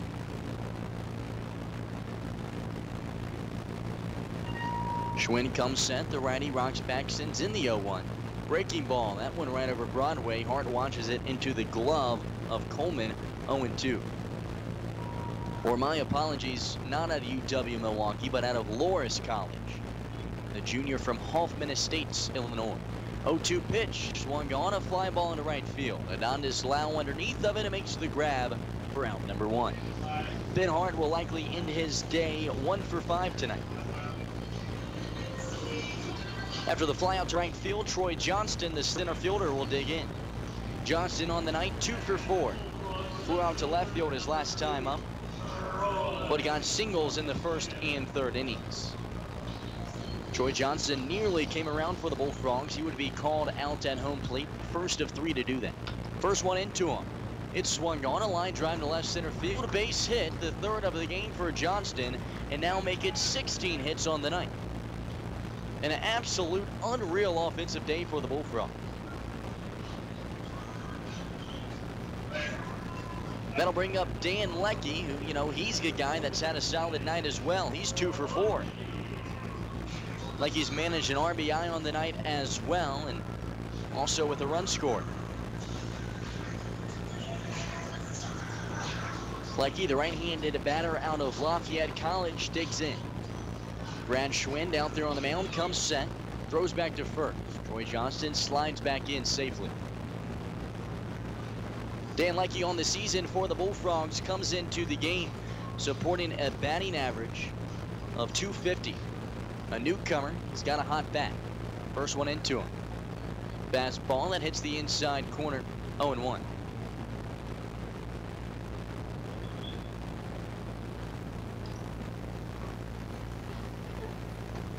Brad Schwind checks the runner at first, throws back. Troy Johnston slides back in safely underneath of the tag of Yeager Taylor. Brad Schwinn, the righty. Stayers down Lecky. Checks Johnson at first. Sends in the 0-1. Change up wide. 1 ball and 1 strike. Dan Lecky here recently for the Bullfrogs have sent some long balls over the wall. There's a grand slam to his name this season. The only Bullfrog to do that. 1-1. Fastball inside and low. 2-1 count now. Has managed just 2 home runs in 16 games.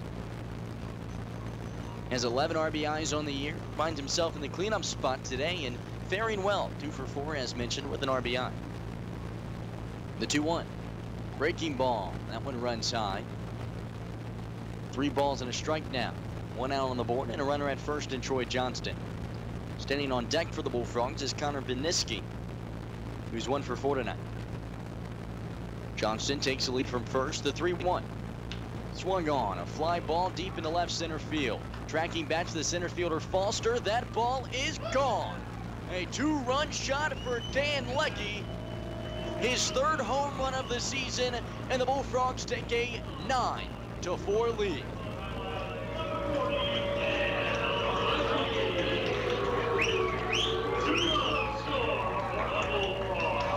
Dan Lecky squares in and launches. A 2-run shot over the left center field wall.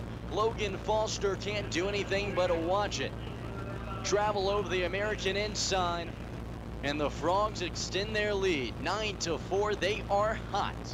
Connor Beniski digs in now.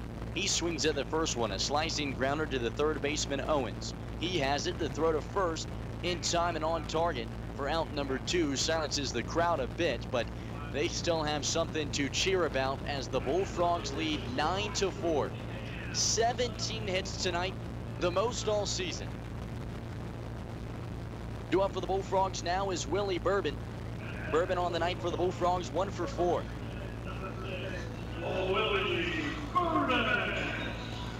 Three home runs in just 17 games for Dan Lecky. A nice addition to the squad.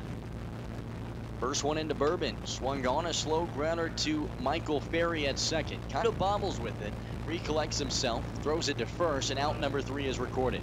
The Bullfrogs extend their lead 9-4 going into the top of the 9th inning. Will they send in someone new to close out the game? We'll tell you when we come back. You're listening to the WOCO Sports Stream on the Bullfrogs Radio Network, 107.1 FM. American Lodge and Suites Green Bay West is the ideal location for your next stay, whether you're traveling for business or pleasure. They are proud to provide the amenities you want most and deliver them at the highest level possible, starting with comfortable, quieter guest rooms. Welcome to genuine American hospitality. When you're looking for the perfect game for your appetite, look no further than Brew Pub Lots of Matzo Pizzas. Made with premium meats and veggies, then topped with over half a pound of 100% fresh, real mozzarella cheese made right here in Wisconsin. Every Brew Pub Lots of Matzo Pizza is a home run. Made with the hungry in mind, Brew Pub pizzas are big, bold, and belong in the big leagues of the frozen pizza industry. Enjoy a delicious piece of Brew Pub Lots of Matzo Pizza right now from the concession stand, or pick one up at your local favorite grocery store. Brew Pub Lots of Matzo Pizzas, the ingredients for a great time.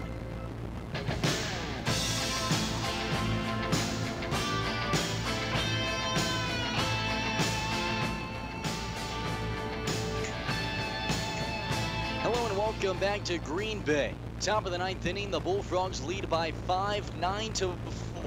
Brett Falk will come in to try to close out the game for the Bullfrogs. The right-handed pitcher out of Lenore Ryan off to a firing start. Has dealt in 5 strikeouts, has not allowed a run or a hit, walking just 1 batter in what was a pitch that could have easily been called a strike. Brent Falk will close things out for the Frogs and due up to try to rally for the Wisconsin Woodchucks. Will be a pinch hitter. They're going to send in Bradley Lindsay. Or my apologies, we're all confused here with, of course, the changes with jerseys with this Wisconsin Woodchucks. It's still Adonde Lap. Brent Falk rocks back, sends in the first one.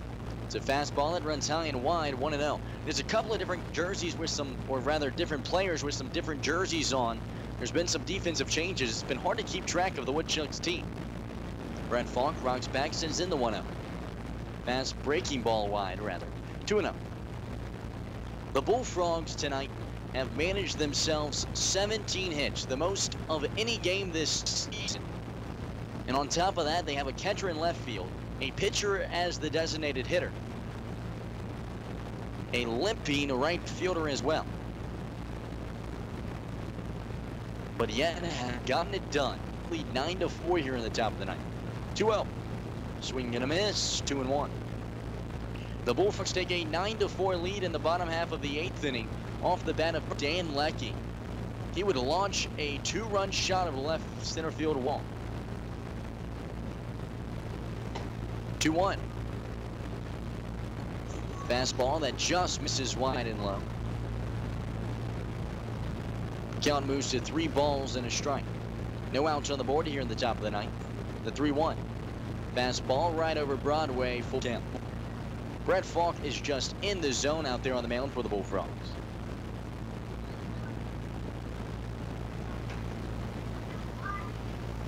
He rocks back, sends in the payoff. Inside for ball 4, missing by inches. Brett Falk has done a great job painting the zone tonight. Adondes could have easily swung at that one, or it could have been easily called a strike. That's twice now that he's walked a batter that he thought was strike number 3. But it's a base runner for the Woodchucks. They're going to need him if they want to come back.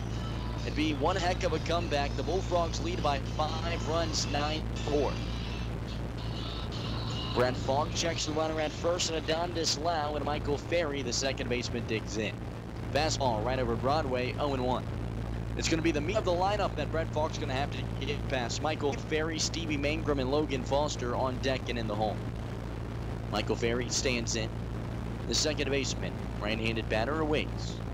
The 0-1 gets past the catcher, Zach Plunkett, and Adondes Lau easily gets over to second base. Really the first pitch we've seen from Brett Falk that really got away from him. Of course, other than the high and tight ball. Or my apologies, that one was fouled away. A defensive swing there from Michael Ferry moves the count to no balls and 2 strikes. Oh, it was not a foul. It just got away from Plunkett. My apologies. That's how the runner moves over to second. Brett Falk comes set though. Runner takes the lead at second. The 0-2. Fastball wide, 1-2. The Frogs would go down in this game 4-1. Both teams exchanged runs in the first inning. A 3-run top of the third for the Woodchucks. And then what is now 8 unanswered runs for the Bullfrogs. The 1-2 swung on, chopping foul ball left side. Count stays a ball and 2 strikes. 2 runs in the bottom of the 4th inning for the Bullfrogs.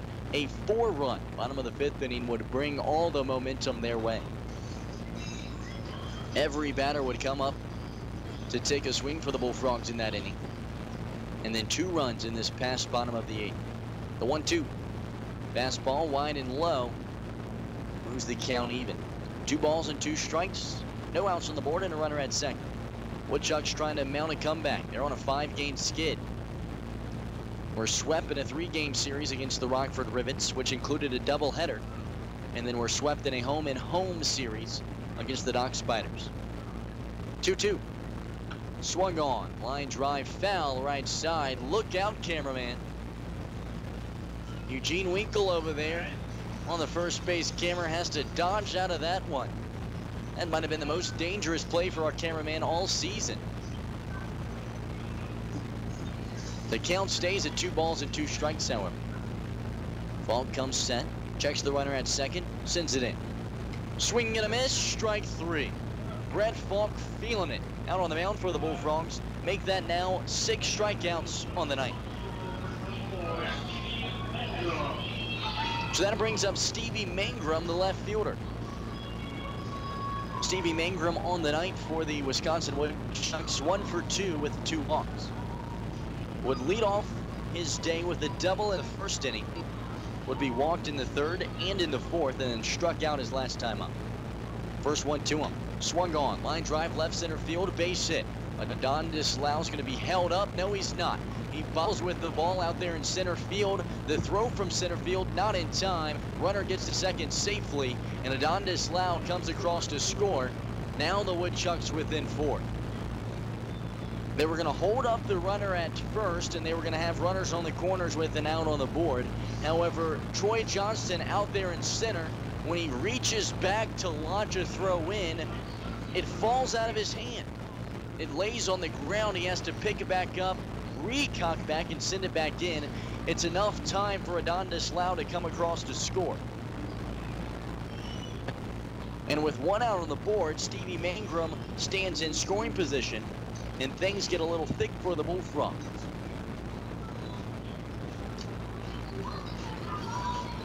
It's just the 6th hit of the night for the Wisconsin Woodchucks. As Logan Foster, the center fielder, digs in. Foster 0 for 3 tonight with 2 strikeouts. Was walked in the third. Brett Falk checks the runner at second and deals. Swung on and fouled away right side, 0-1. So Stevie Mangrum manages his second base hit of the game. Here in the top of the 9th inning, Bullfrogs looking to hold on and win. It'd be their 4th straight. Longest of this season, currently with 3 straight. The 0-1 fastball that skips across home plate in the dirt, a ball and a strike.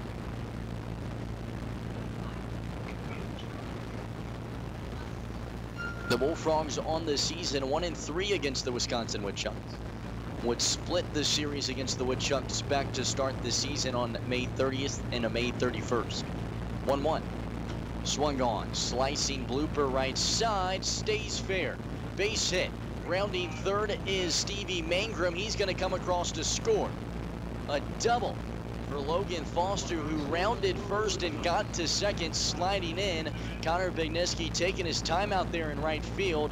And they're going to start warming up a pitcher in the pen for the Bullfrogs, as 2 has come across here now for the Wisconsin Woodchucks. And Stevie Mangrum comes across to score an RBI double for Logan Foster. Another runner in scoring position, a 3-run ball game.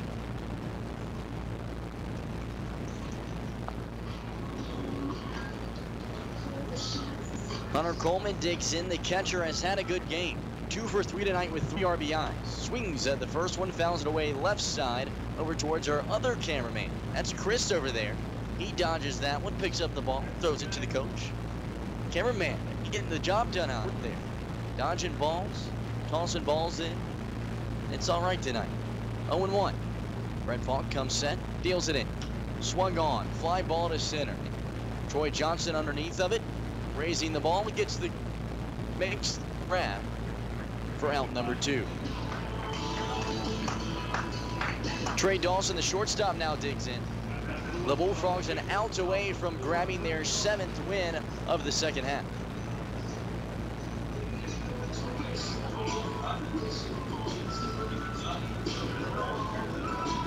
The Frogs on a 3-game winning streak. They're an out away from making it 4. It'd be their longest of the season.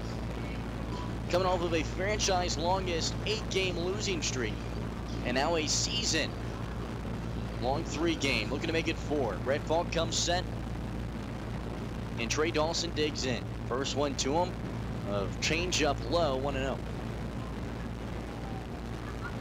Brett Falk has come out and pitched a heck of a game for the Bullfrogs. Has dealt in 6 strikeouts tonight. Walking 2 batters, allowing just 2 hits. The 1-0 gets away from Zach Plunkett, and the runner moves over to third. Count moves to 2 balls and no strikes. 2 outs on the board.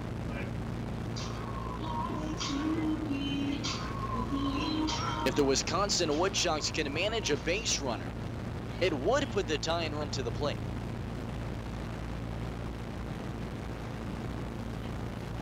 A 2-0 count here, 2 outs on the board. A runner at third, 90 feet away. from making it a 2-run ball game.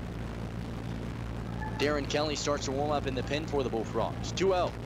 Right across home plate. 2 balls and a strike now.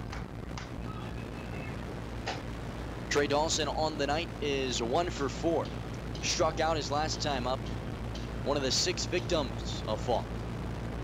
Falk sends in the 2-1. Fastball wide and low. Moves the count to 3 balls and a strike.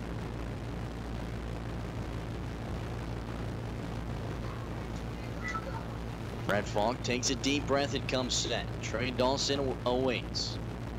The 3-1. Right over the plate, 3-2. A strike away now. Brad Falk pitching his best game this season as a Bullfrog. And his last outing would allow just 1 earned run in 4 innings pitched.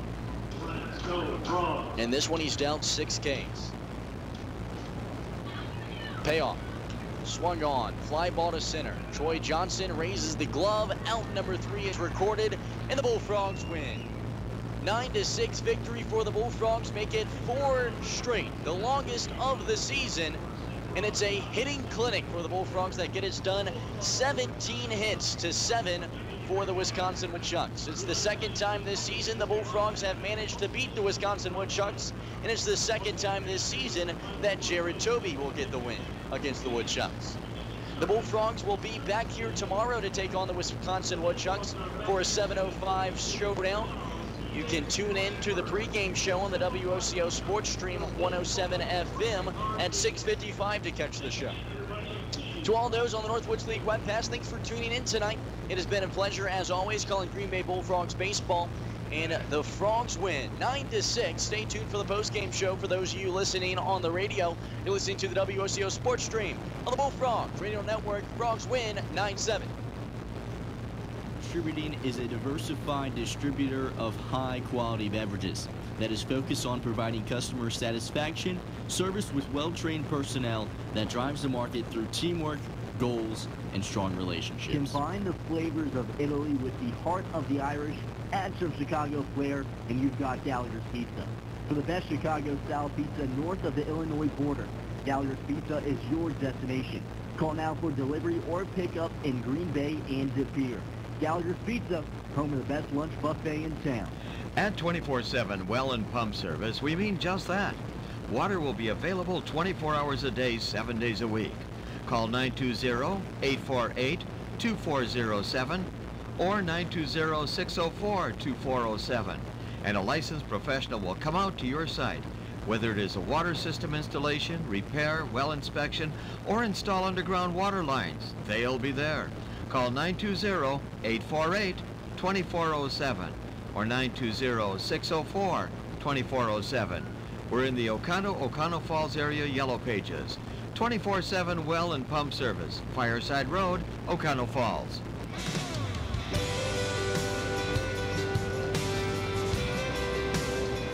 Hello and welcome back to Joe Annie Stadium here in Green Bay, Wisconsin. My name's Nolan Knight, voice of the Bullfrogs. The Bullfrogs win 9-6, and it's a hitting clinic that gets it done. 17 hits on the night for the Bullfrogs and just 7 for the Woodchucks. They get it done in all facets: pitching, hitting, fielding. It all looked good. The Bullfrogs managed 17 hits with Nick Parr in the lineup. He was a pitcher as a designated hitter, and well, he had a good day. 1 for 2 with a double and an RBI and 2 walks to his name. And he will go down with a .500 batting average and likely be on the top of the batting average list for the rest of the season when you pull up the stats for the Bullfrogs. The Frogs win 9-6. Get it done here. 4-game winning streak, the longest of the season. Winning pitcher on the night for the Bullfrogs is Jared Toby. Let's take a look at the scores around the league. Then we'll take a look at the in-depth box score, give you your Aurora Baycare Sports Medicine Player of the Game, sign off, and we'll do it all over again tomorrow. The Fond du Lac Dock Spiders, they beat the Lakeshore Chinooks 8-4. The Kalamazoo Growlers, they are trailing the Wisconsin Rafters 8-2 in the bottom of the 8th. In the bottom of the 9th inning, the St. Cloud Rocks currently have a 3-2 lead over the Wilmer Stingers. The Bismarck Larks could trail the La Crosse Loggers 2-13 in the bottom of the 8th. The Waterloo Bucks trail the Mankato Moondogs 3-10. The Rockford Rivets, they currently trail, or rather that game goes final, ends in 8 innings due to rain, 3-12. The Madison Mallards, they are trailing the Kenosha Kingfish 2-5, trying to come back in the top of the 9th inning. The Duluth Huskies lead the Rochester Hunkers 6-2 in the bottom of the 6th, and the Eau Claire Express drop a game to the Thunder Bay Border Cats 7-6. Notable score here tonight with the Bullfrogs win and the Kalamazoo losing 2-8. The Bullfrogs will no longer have the worst record in the Northwoods League after tonight, pending the Kalamazoo Growlers don't come back. It's a 4-game winning streak for the Bullfrogs, a 9-run game and a 17-hit day that gets it done. Let's take a look at the box score presented by the Knight family. Winning pitcher on the night is Jared Toby. It's his 2nd win of the season, and losing pitcher for the Wisconsin Woodchucks is, just a moment, it'll be the starter, Zach Sigelko. Riley Smith led things off for the Bullfrogs tonight. He goes 4 for 5 tonight. At an absolute great day, moves his batting average from 270 to 293. 3 RBIs on the night as well. Ben Hart managed to go 1 for 5. He registered an RBI. Troy Johnson went 3 for 5 tonight with a run scored. Dan Leckie, 3 for 5, 3 RBIs, 2 runs scored, and a 2-run homer. Connor Beniski, he went 1 for 5 tonight. Willie Bourbon, 1 for 5. Zach Plunkett, 1 for 4 with a run and an RBI.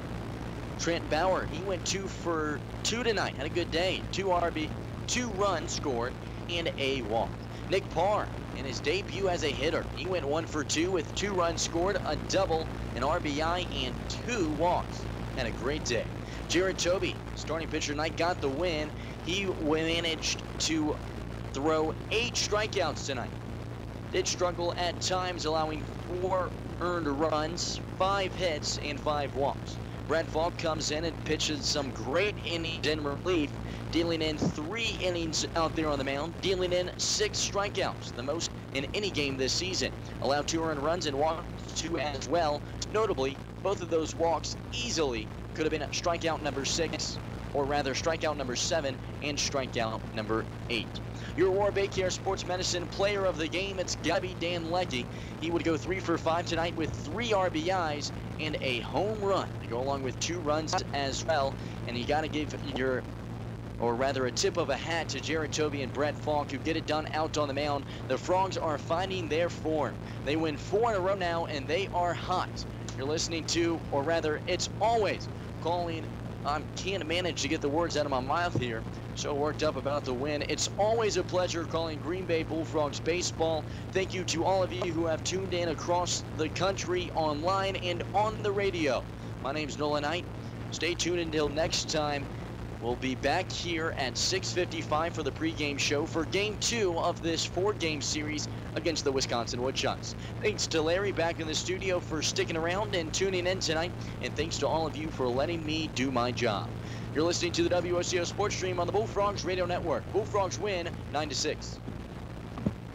Peace. Over the past 60 years, Triangle Distributing has maintained itself as a leader in the market as it has responded to the changes in product innovation and consumer demands. It is in this commitment to employees, customers, community, and supplier partners that has enabled them to remain one of the best and most respected distributors in our state. If you don't know everything about insurance, you'll profit from the knowledge and experience at the Oconto Falls Insurance Center, 113 North Main Street, downtown Oconto Falls. You'll benefit from their thorough analysis of the insurance that you really need. They'll recommend the companies and policies that are the best for you. At the Oconto Falls Insurance Center, they specialize in complete coverage of all your insurance needs. Call the Oconto Falls Insurance Center, 113 North Main Street, downtown Oconto Falls. Is the frozen pizza that you're eating at home tired and worn out? It just doesn't have its stuff anymore. Its toppings are low and inside while the cheese is chin music. The time has come, friends, to make the switch. Make the call to the Brew Pub Bullpen. Bring in the relief and get the win with Brew Pub Lots of Matza Pizzas. Made with premium toppings, then smothered in over half a pound of fresh 100% Wisconsin-made mozzarella cheese, Brew Pub Lots of Matza Pizzas are the ingredients for a great time. Find us online at brewpubpizza.com, on Facebook at Brew Pub Pizza, or follow us on Instagram and Twitter at Brew Pub Pizza. Brew Pub Lots of Matza Pizza, the ingredients for a great time. With O'Connell Falls Piggly Wiggly's two-day truckload produce sale is Thursday and Friday, August 3rd and 4th. Red seedless grapes, 99 cents a pound. Cauliflower, 99 cents a pound. Fresh sweet corn, 6 for $2. Sweet cantaloupe, $1.99 each. Whole sweet watermelon, $2.99 each, and much, much more. Quality produce while supplies last at Witt's O'Connell Falls Piggly Wiggly's annual produce sale, August 3rd and August 4th.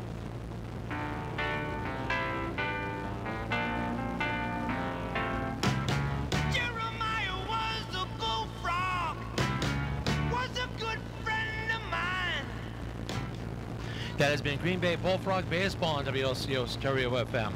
Today's game being brought to you by 24/7 Well and Plum, Islandfeld, Scatcherd, and Anderson, the NW Credit Union, O'Connell Pharmacy, the O'Connell Falls Insurance, Stevenson National Bank and Trust, and Witt's Piggly Wiggly. Also by America Inn, Brew Pub Pizza, Cellcom, Tri-City Glass, and Triangle Distributing.